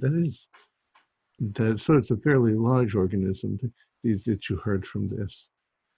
That is what they say. It must be at least man-sized, if not bigger. But you know, there are some very strange things in the ocean. The giant lakes. Yes, the giant squid. You know that the largest giant squid that has ever been found was 50 feet long, and the largest suckers on the animal were 4 inches across. But they have found sperm whales with sucker marks on their bodies 18 inches across, which would mean somewhere out there there's an octopus that is 300 feet long. As you're saying all this, Mercy's eyes are just getting wider and wider, and he picks up his glass, shoots it. On that note, my friend, I think it is time for me to go to bed. You go to bed. You have a good night's sleep. Don't worry about giant octopuses. Mm-hmm.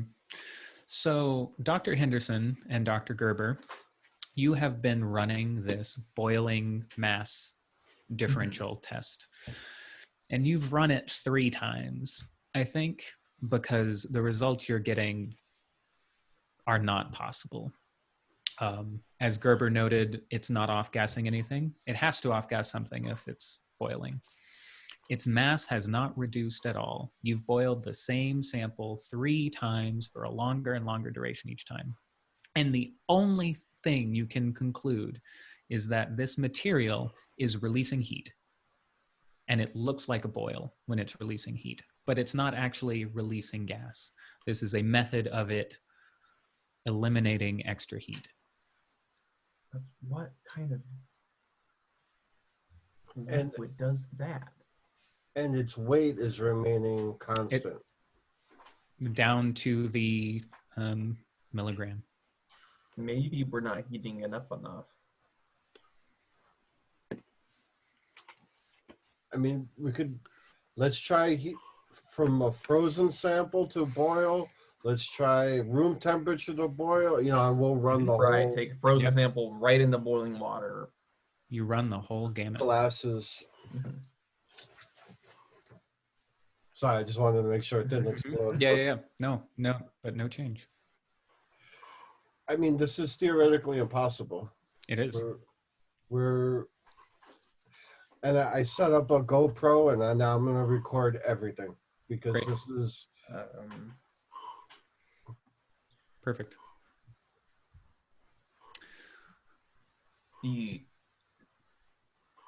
If only we could simulate it getting struck by a superheated drill bit going very fast. Gentlemen. I got so much energy from that, but do we have a Mr. AJ? Shoot Dr. it AJ. I don't mean to interrupt. You are conducting many different tests.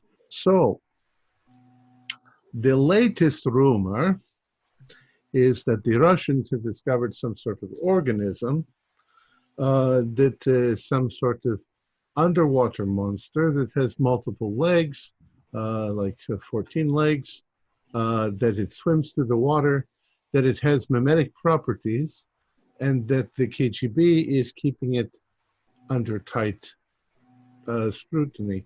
I didn't know the KGB still existed. Neither did John Mercy, apparently. Yes, Mr. Mercy has worked on multiple rigs, and he's talking about the Volstock. I think it's all a bunch of interesting nonsense, but he was accidentally describing some of the substance, the properties of this substance. Question for the keeper. Can I make a Cthulhu Mythos check? Sure. That's got a little bit. Nope. All right, Yeah. failure. Well, I explained to Ajax how it's physically impossible for the results that we got to be. And then I'll tell Ajax, if I was the Soviet government and I found an undiscovered element, I would send out ghost stories to scare away teams like us from coming to drill, to take away their glory until they figure out what it is. Wouldn't you concur, Mr. Palmer, Dr. Palmer? I agree. That sounds like typical. It sounds very conspiratorial. We have to understand that most of their scientists are just like our scientists. They're just scientists. We don't know what the Russian base is made up of. Is it just scientists, or are there other agencies of Russia at work with them? There are, even when we are here, there are always other agencies at work.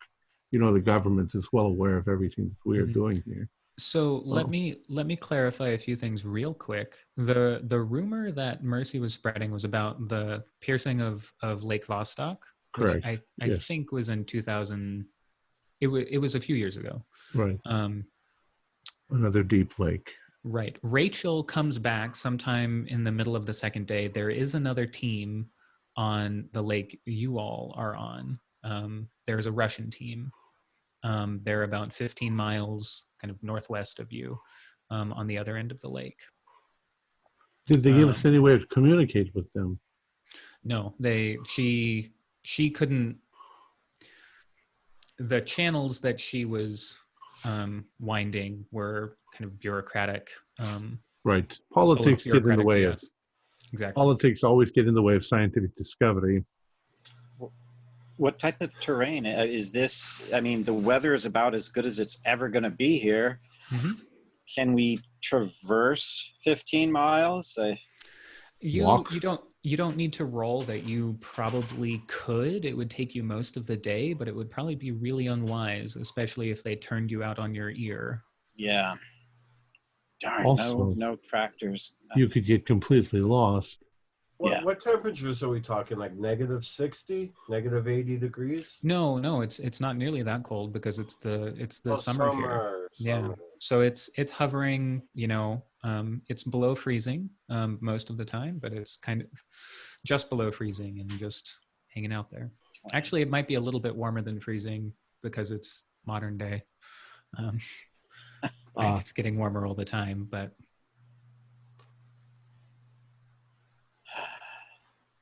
well, I say continue to analyze it. Yep, until we get more samples from that lake, we have plenty to occupy ourselves with. But look at it as if it were part of some sort of organism. Do we have a chamber? Well, it wouldn't have been breathing under the ice. I'm saying maybe we could vacuum seal it and run the same temperatures in a vacuum atmosphere. Yeah, you get the same results. A vacuum doesn't seem to affect anything. Dr. Ajax, the thing that we found to be pretty odd is when we boil the substance, there is no off-gassing. There's no off-gassing. What if it's just reacting to the heat? Well, that's what we figure, and more along your theory, that's like I don't know of any rock that would rock or liquid that behave that way. Not at such. And I don't know of any organism that will behave that way either. So. We have come up against so many bizarre walls you know what is the famous Sherlock Holmes thing that if it's if you eliminate the possibilities, then the whatever is most improbable, even though it's unlikely. I don't know how to Look, paraphrase. You we know what I haven't mean. ruled. We just barely scratched the surface. What if It would be so bold of us to claim that we've ruled out everything except that of it being an organism. what if there is an organism, but this is something that it produces to protect itself, like a slime on a snail, or a substance that reacts to the environment. If something tries to hit it, it becomes hard. If something tries to burn it, it becomes it tries to get away. It is some sort of Well, protect. the day we find an organism like that, I'll more align with your theory, but we're just making guesses. We need to start forming a hypothesis. So we take. But you haven't come up look with at the anything.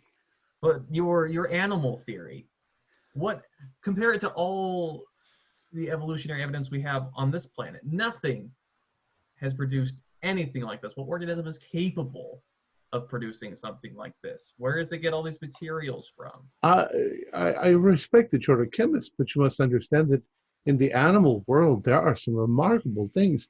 You know that the mantis shrimp can move its claws in the water so fast that it literally tears the oxygen and the hydrogen apart and creates a small explosion, like a little supernova going off that will kill its prey in front of it. It's astonishing what nature can do. Well, Dr. Ajax, once we find sufficient proof that perhaps your field of study is more relevant than mine with this object, we will call you in. But until it starts behaving like an animal, or we can get definite that it's organic and falls along your marine biology, we'll leave it to chemistry for now. This is so academia in a nutshell. Even the insults. So just to kind of, because we are getting a little short on time, let's push ahead a little bit. It's the next day, day 3, should be about halfway through your drilling. You lost a little bit of time, but maybe you think hopefully only 4 or 5 hours lifting it up and then going back down again and slowly going through the 3 meters of subsurface. So hopefully not too much time that you've lost.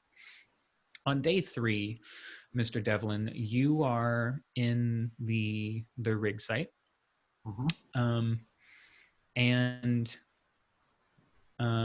Earlier that morning, Dr. Remo had come in to kind of check in on things, say hi. She left and got breakfast. And she's come back. She brought you maybe a burrito or something that she made in the kitchen, something simple. Lunch? Oh, definitely. I won't turn down food. And then she just stands there looking at the drill, but standing, you've maybe noticed that she hasn't stepped, like you've got a little atrium where the doorway is and then the larger shaft itself. And she hasn't stepped all the way into the shaft yet. Okay, probably wise keeping a watch from a distance.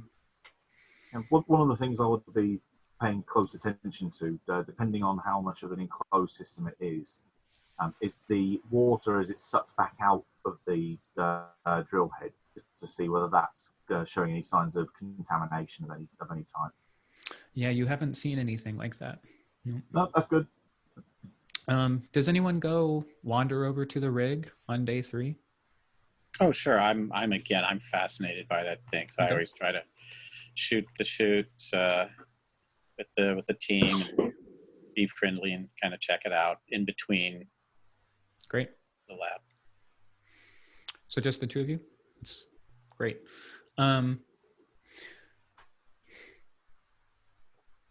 So a new bore shaft has just been put in. And Derek, maybe you're kind of passing the time, chatting with Elliot and with Kathy, and you've fallen into a little bit of a routine just because things have been going well.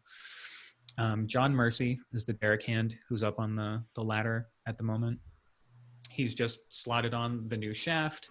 The drill has spun up again, and has progressed down a few feet when, Elliot, I'm not going to make you roll for this, you hear something that you've never heard before in all your years of drilling, and that's just silence. You still hear the motor running, but even as deep as the shaft is, you should still be able to hear a grinding even from this far away as it echoes up the shaft. You have 2 or 3 seconds. What do you do? Kill the switch. So I'm thinking Okay. it's probably hit a void. Yep, you hit the switch, and the drill stops, and you see John Mercy looking down the shaft. He's just looking straight down, and he says, "What the hell?" As gallons and gallons, maybe a half ton of superheated water blow back through the shaft. It lifts him off of the kind of the station that he was sitting on, lifts him into the air and drops him onto the ground. Elliot and Derek, you both need to make me dodge rolls. Oh, God. Oh boy. Oh, no, I can't. How does... Oh, really bad. Really, really. Three. I'm out of it. Yeah. Elliot dives for cover. Oh, sorry. It wasn't going to be too bad, but I did roll 5. No. I can't believe I rolled 100 again.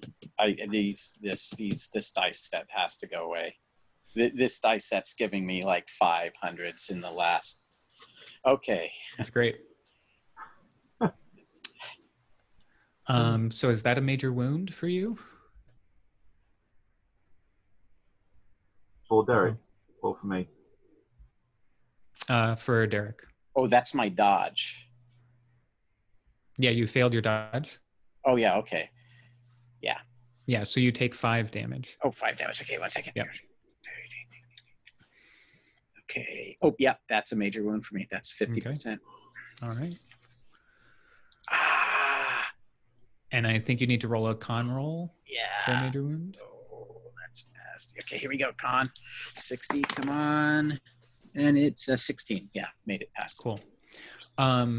You scream as it knocks you backwards, and luckily you hadn't taken your coat off despite how warm the rig was. So you are probably going to have blisters all over your face and your hands. But once people tend to you and put some of the burn cream on you, you'll probably be okay. John Mercy is laying on his back, kind of next to the shaft, just kind of shaking and spasming. And Kathy Remo has backed up a few feet. Her eyes are a little wide, and is just watching the whole thing. Unless it hasn't kicked off, so kill the water supply as well. Yeah, the engine has stopped, and in all the chaos, as Derek kind of crashed to the ground, you dove for cover, you hear John Mercy hit the ground, and then you hear the rattling as the drill and all the borers connected to it just tumble down the bore shaft. They have, as you guessed, hit a void and fallen who knows how far. Well, there goes that drill. Yeah, in which case, if the water hasn't already stopped, just in case somehow it got forced back up the first time, make sure that's dead, and then rush over to the poor guy on the floor. Yep. And you can, I'm not going to make y'all roll for this, but you can take care of Derek. John Mercy has broken his back. He is covered in 3rd-degree burns, and I think you come up to him and you maybe take his charred hand in yours as he dies. Oh shit! Find something to cover him up with. Yeah, there's probably a scrap of tarp that you used to patch the hole in the rig, and you pull it over him. Right. Turn to Remo in the that she's still stood by the doorway. hmm Get help! Get everyone! She turns and goes and grabs everyone and very quickly tells you what happened. And I assume you follow her back to the rig. Grab Yep. the med kit and Yep. haul ass. Yep. And you can, and Antoine, you can take care of Derek. I'm not going to make us roll for that, just to save time. 23. I don't know if...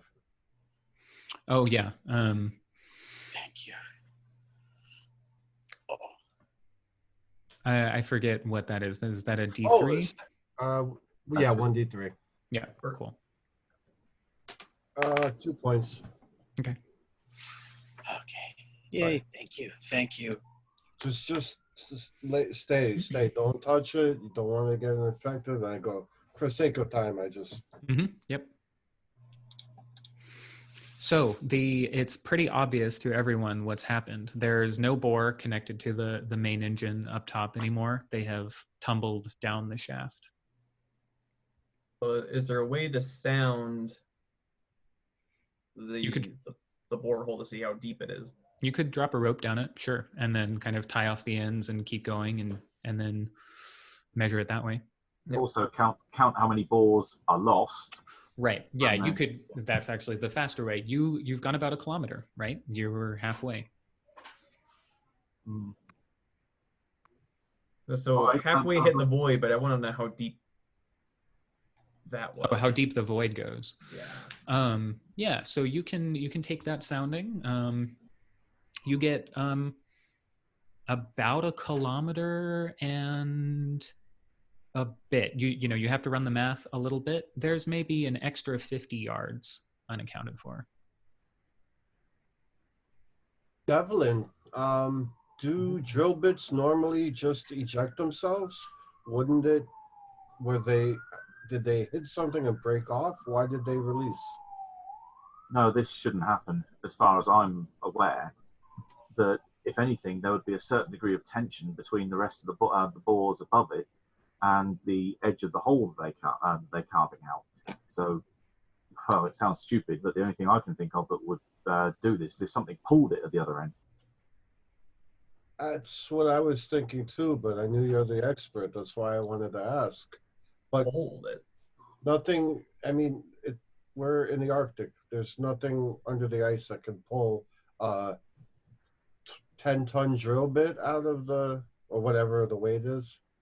Precisely. Well, let me just so we're all visualizing the same thing, and maybe I'm completely wrong in the way drills work in this kind of environment. The drill head, the drill bit itself, is fairly wide, and then the bores are narrower, Pipes. and that's where the superheated water gets pulled out. So once the head clears a hole, then the shafts can just tumble and then kind of collapse the whole way down. If there was anything that was securing the balls at the top to ensure that it didn't drop, then maybe it did meet some force below. Again, just hypothesizing option. Well, is there a way for you to go check to see if that was the case, Mr. Devlin? Well, short of climbing down there, and I'm pretty sure we haven't got a mile of rope, and certainly... It's only 1 kilometer. You've got enough rope. Oh, boy. I was hoping you wouldn't say that. Volunteers. Hey, I'm injured. I'm not going. No, I think Can't we send a probe down or something? I think we tried the luck roll earlier to see if we had something. Like that. Okay. Well, we might not have a camera, but does the geologist have some kind of seismic sensors that he can get like an echo effect off of? It's just if we don't you have a team of roughnecks, Mr. Devlin? And they're adept at going down these things? Okay. Normally this deep and in this condition. It's normally they're making sure that the drill itself is running, not to explore the terrain. What is the chance of the drill bore, the hole, collapsing from the pressure and the... Oh, none. They have that cylinder, right? Drops each time. You're thinking a caisson, yeah. Yeah, caisson. There you go. Yeah, I see. You don't have a caisson, but the glacier is hard enough that there's no chance that it would collapse on you. I mean, Well, it's perhaps. sorry. Oh, sorry. Hmm? I was just say, well, maybe if Dr. Ajax would like to go down, maybe he can find this animal of his. About 200 meters down, you're going to find it. At least the frozen one, anyway. I don't think that I want to talk to Dr. Henderson anymore. We have great difficulties in living and dealing with one another. I think it's probably because we're stuck here for so long. I whisper to Ajax, hey, if you find it, you get to name it. I'm not climbing down into a hole. Don't be ridiculous. And if by any chance the ridiculous story is anywhere near close, you don't want to be Oh, dangling. please, Mr. Palmer, please just spare us that. Do we have a safety harness and enough rope and some lights? I'll grab my GoPro and send me down. Sure, I'll allow it. Okay. So just Dr. Gerber? My light on. Nobody else wants to go down? Hell no. Is there room for a second person to go down? Well, not side by side, but you can. I'm a rock climber. There are fairly simple knots that you can use to tie off to a second harness. I'll help in the sense that if they need a winch or some kind of Sure. mechanical, I can't remember, winch, Mhm. set up that can get them down there relatively safely and at a nice pace, but also pull them the hell out of there if anything goes wrong. Sure. Yeah. You're a mechanical engineer. You can put something together like that. May I? I was just going to say, just to the GM, I have a 55 in climbing, so. Great. Perfect. Oh, I'm a great climber. If I wasn't injured, I'd go with you. I don't think that you're going to be climbing. I think you're going to be dangling. Yeah. Are you a good dangler? Mr. Palmer, I mean, if Dr. Gerber here says that you're okay to go down with him, then nobody here can really dispute that fact if you're feeling up to it. Do we have another geologist? No? Nope. The geologist would be perfect because he could Oh, yeah. This is make sure the fascinating. ground's not collapsing. Yeah, I don't want to pass. Derek, your hands are burned and you have a few blisters, but look at the material you just discovered. Yeah, this is an opportunity of a lifetime, and that story does sound far-fetched. It's good for nightmares, but that's about it. I'll join you. Okay. Excellent. Thinking about the logistics of them going down, can I up the size of them versus the hole and Yep. the area that the ball would have taken up as well? If this thing's only dropped about 50 feet, there's still 1 kilometer minus 50 feet worth of core that could be still stuck in the shaft, or best case scenario, it's collapsed in on itself. Would they be able to get past it? Yeah, they would. If you remember us describing I've actually been thinking this is a fairly narrow shaft. Like the bore shaft is fairly narrow, and then the superheated water is what does all the extra melting around it. So if you remember that scene where the roughneck was kind of guiding a shaft down while he was braced against the two sides, yeah, they'd be able to just kind of squeeze past it. Got it. Fine. So they don't need any tools going down there to disconnect the balls and then kind of drop them down and go down. So that's fine. Yeah. I will take an ice if we have a pick. Sure. Ice pick to just in case something happens and I need to study myself. Mm-hmm. I'll It's easy. attach that to my my belt. Okay. I have Could rudimentary geological survey equipment. Very, very basic. Yep. And a Could light, of course. Could I make a light suggestion and say that it is a little past 2 hours? Would you all like a 5-minute bathroom break? That'd be good from my end. Are we All right. ready to get going? We are back. All right. So I forgot before we took our little break that everybody who saw John Mercy die should make a sanity roll. That's right. Okay. I didn't see it, but I'll do it anyway because, Yep, you know, because I he's like your him. friend. 83. That's a fail. Okay. 90 is a definite failure for me. Yeah. I passed. So 1 if you passed, because he was your friend. And then if you failed, take 3. Take 3. All right. I was going to say, I'll take a point because I've been dealing with all the burns, and I Yeah. probably looked at the dead body just to make sure he was Valid. dead. And I will take 0 because that's how Dr. Henderson rolls. Screw those guys. So let's jump over to Derek and Antoine. You descend the shaft. You've got probably glow sticks and flashlights. I'm also going to say you're taking walkie-talkies just because it would not be wise for you to do otherwise. You descend the shaft, and you don't come across any bore shaft pieces. And it takes a long time, right? This is a kilometer. And about 200 kilometers down, you pass through a thick, dark band of material. To your eye, and I'm just going to narrate some of this. To your eye, it looks like it has dispersed somewhat through the ice. And Derek, you probably look really closely at it, and you almost see these little like blue arcs across it as you're passing. Like moving or just embedded streaks? Like moving. Little blue arcs. But it's really hard to tell in this dim light. And then you've moved past it. I'll radio in, though, so they know the depth that we're at to mark it. Yeah, with 200 meters, not 200 kilometers. Yeah, 200 meters down. 200 meters. Yeah. And then you keep going, and you keep descending. It is beautiful. You're surrounded by this blue ice.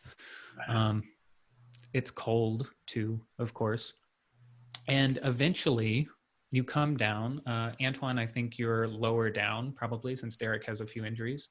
You see a void opening up below you, just an empty chamber. And I assume that you let yourself lower into it. Correct. You shine your flashlight around, and the structure you find yourself in is huge. It's about 50 yards top to bottom, and it's much, much longer in one direction. It's maybe 200 yards long, and then 50 yards wide. The whole thing is shaped kind of like an American football, like two cones squeezed side to side. And its walls are metal. Its walls are metallic. Mm-hmm. Yeah, well, yeah, you have to do it on the ceiling as you pass it, because pretty soon you're just being lowered down. You're not coming down in the center by any means. You're coming down kind of off on one of the edges. Why don't you both make me spot hiddens? Oh, I failed. hard success. Great. With a hard, I'll give you 2 things as you're kind of looking around. One is that you notice rocks on the floor below you. Not just rocks, but there's snow. There's quite a bit of snow on the ground. Wow. And the rocks they're large and they're cubular. Some of them are stacked vertically, almost like columns that were placed there intentionally. I'm trying to point this out to yeah, Antoine will see it as soon as you point it out. Yeah. The farther down you go, the bigger they become.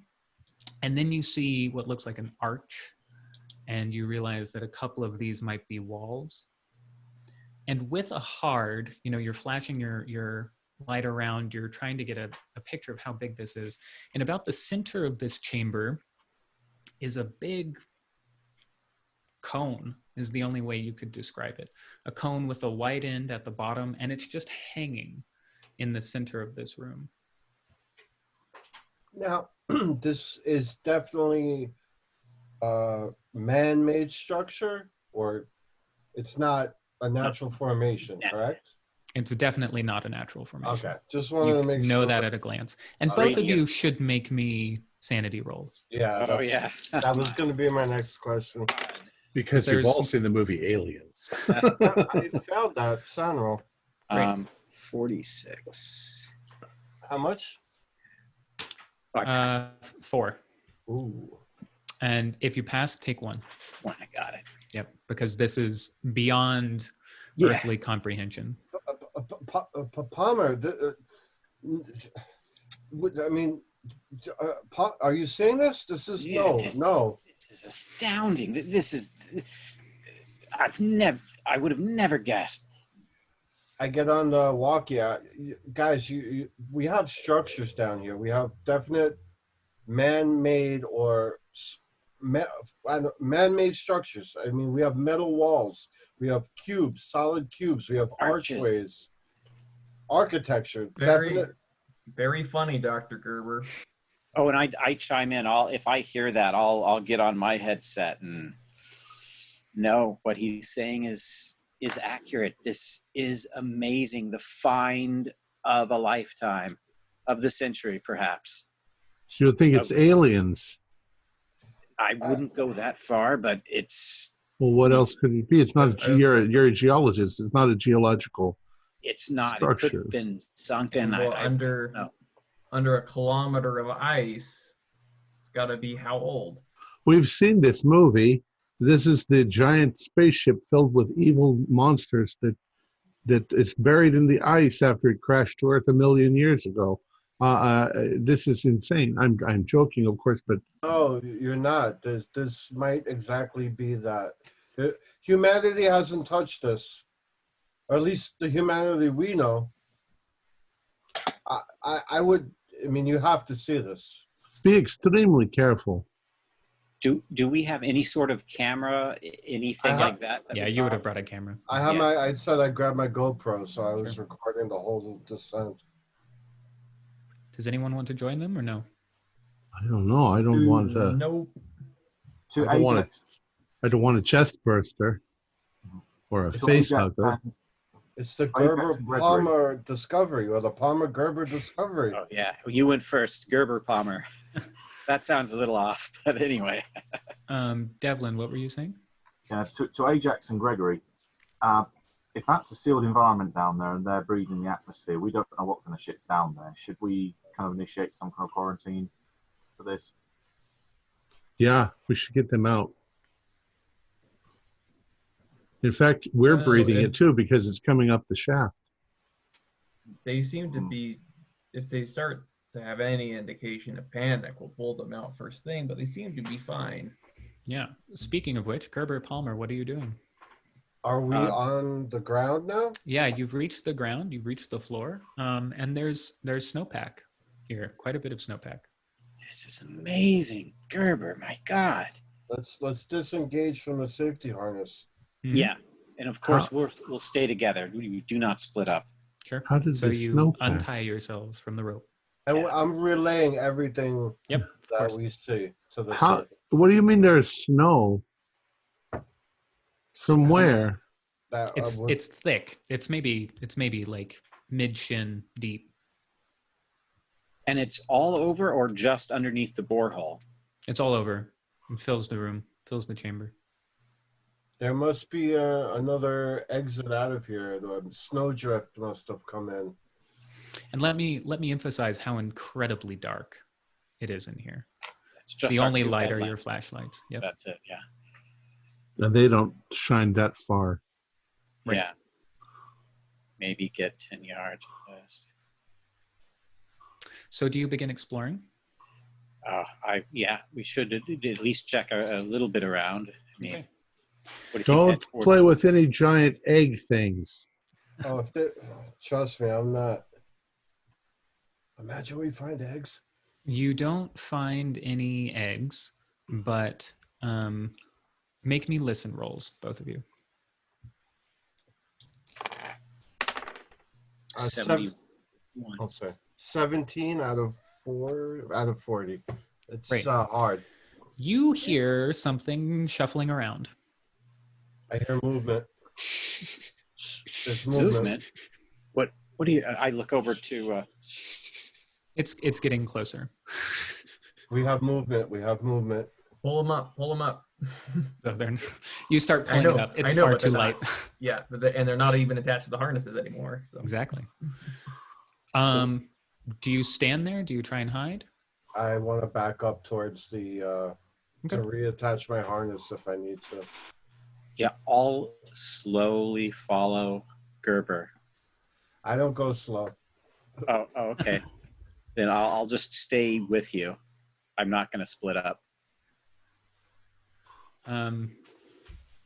A creature rounds the corner.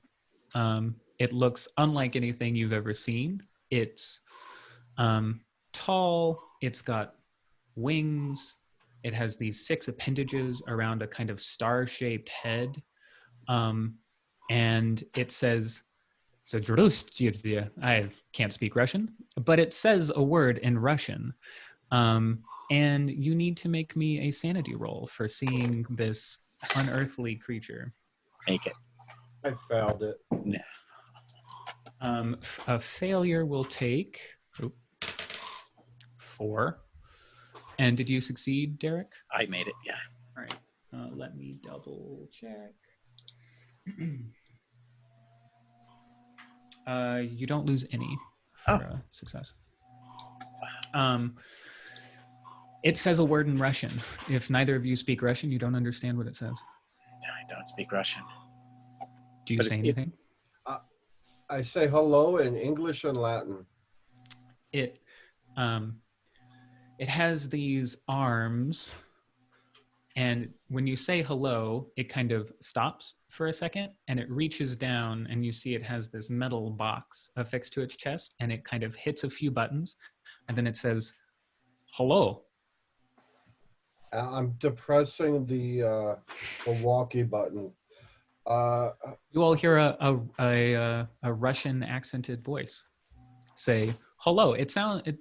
You can't notice this over the walkie-talkie, but to Derek and to Gerber, it sounds really kind of tinny, and you realize it's coming from this little box on its chest. Hello. They're talking to someone. What are you? I'm a human. I am Dmitri. Where are you from, Dmitri? I am from Earth. Where are you from? Earth. You're not like anything I've ever seen. With your, and I describe it a little bit, like if... Yep. Oh, this is what we always looked like. This is what we used to look like. We have been gone a very long time. I was left. But I'm glad you are here. Me too. How long have you been here? I do not know. Dr. Antoine, what are you seeing? I describe it. Yeah, you describe it, and as you do, it shuffles forward really quickly towards Dr. Palmer. Doctor, I it's a mimic. I shuffle back towards the tether. No, please come. All I want is to see the sunlight again. Is the sun still there? Yes.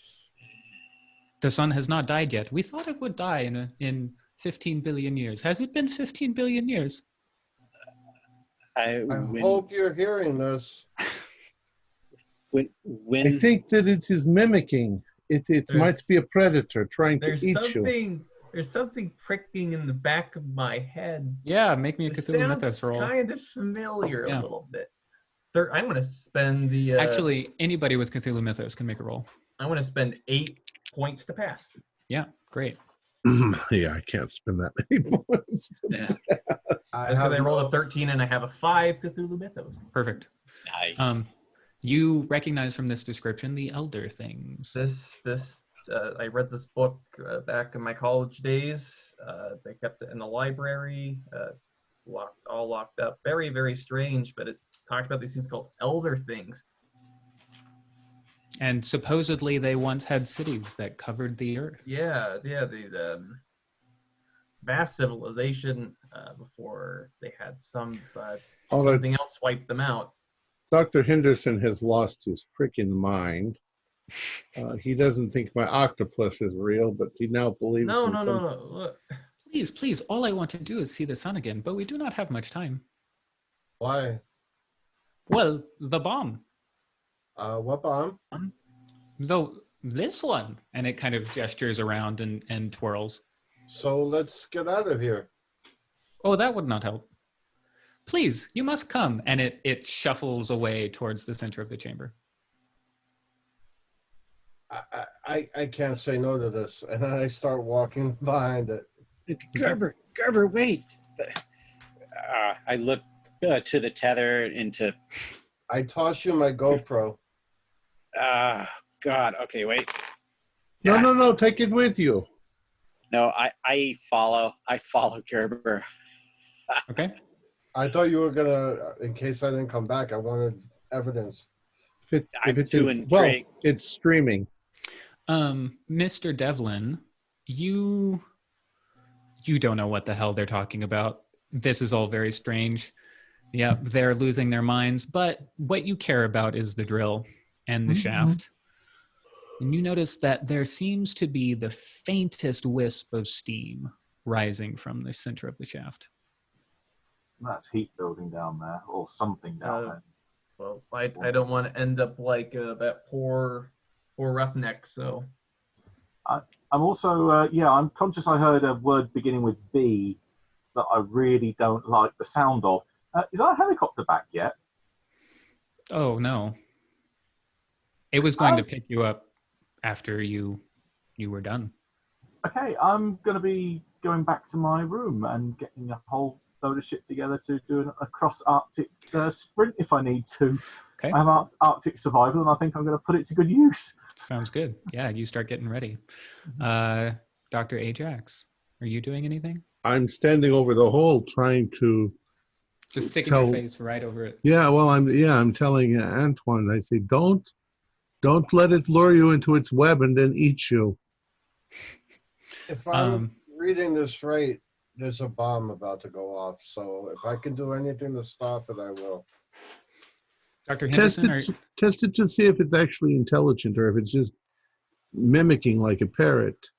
It's a cuttlefish. Oh, I left. Oh, what are you basically doing what Devlin is doing? The two of you are going to try and survive together? Mm-hmm. Great. Okay. So you follow the thing. It leads you to the center of the chamber. It's getting warmer all the time. In fact, you're probably stripping off your coats at this point because you're starting to sweat. And the snow around your feet is melting. And the snow is kind of running in rivulets towards the center. And you realize you're on a very kind of gentle downslope, very gentle. When you get to the center of the chamber, the cone that's hanging down over the very center, there's a metal grating that you walk over. It's maybe 10 feet across. And you look down and you just see void. It's like there's another shaft below you. And there's a terminal in front of you that the creature goes over to. And it says, with your help, I believe I can stop the bomb. And then I can see sunlight again, yes? That sounds like a plan. Let's go. Sure. Excellent. All you have to do is, and then a huge freight train collides right on top of Dimitri. It is black. It is coursing with electricity. It has these bubbles that have grown out from it. Derek, you have Cthulhu Mythos, yeah? Some of it? Do either of you, Antoine? No. Okay, sorry, I thought one of you did. That's all right. Go ahead and make me sanity rolls. This is one you might want to pass. Oh. I actually passed this one finally. All right. And now I fail. 67 out of 56. If you succeeded, you lose 6. Ooh. Oh no. If you failed, you lose 8. Oh, 8. Oh God. 8 down. Great. I love it. The perfect time too. So we've got, I'm going to metagame this a little bit just to tell you what the stakes are. You're about to go insane, and we'll deal with that in a second. You have 4 rounds to disarm the bomb. And it's going to take you 8 successes with this console to disarm it. A success with Cthulhu Mythos counts as 2. I'm going to give y'all each 4 points in Cthulhu Mythos just for encountering the Elder Thing and the Shoggoth, let's say it. It's a variant of a Shoggoth, but it's a Shoggoth nonetheless. So success with Cthulhu Mythos counts as 2 successes. A success with anything else you can sell me on, like mechanical engineering, for instance, Mr. Devlin, or if you were there, or anything else. So with like human skills counts as 1 success. But let's deal with your insanity first. As opposed to rolling for it, what happens? What do you do? How do you lose it? I just scream and Hysteria.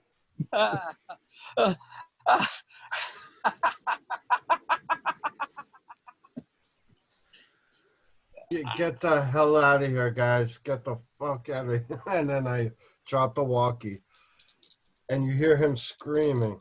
I'm going to try electrical repair. Okay, go for it. 24 out of 35. Okay. How is your insanity letting you try for this? Like, because you lost 8, right? Oh, me? Oh, No. yeah, I lost 8. I'm breaking down. Yeah, Gerber lost 6. So what, other than dropping the walkie, what's running through your mind right now? Me? Yeah. Oh, that if this is an alien and this is a bomb and it's going to blow up the world, I'm the only chance of saving the world right now. And I'm just pressing buttons. Okay. I'm thinking about saving my wife and daughter. Right. I like it. Mr. Palmer, this thing is rearing up above you. What do you do? Do I have any type of control at all? Let's give you some control. You're losing it, but you're losing it in the face of something which is about to kill you. So maybe your animal brain takes over. Wow, I'm like, I have to see. Am I more scientifically curious, or am I? Find out. Oh no! Oh, I'm scientifically curious. I'm just staring into it like, what? Okay. I love it. I'm not going to roll damage or an attack or anything. This thing collapses on top of you.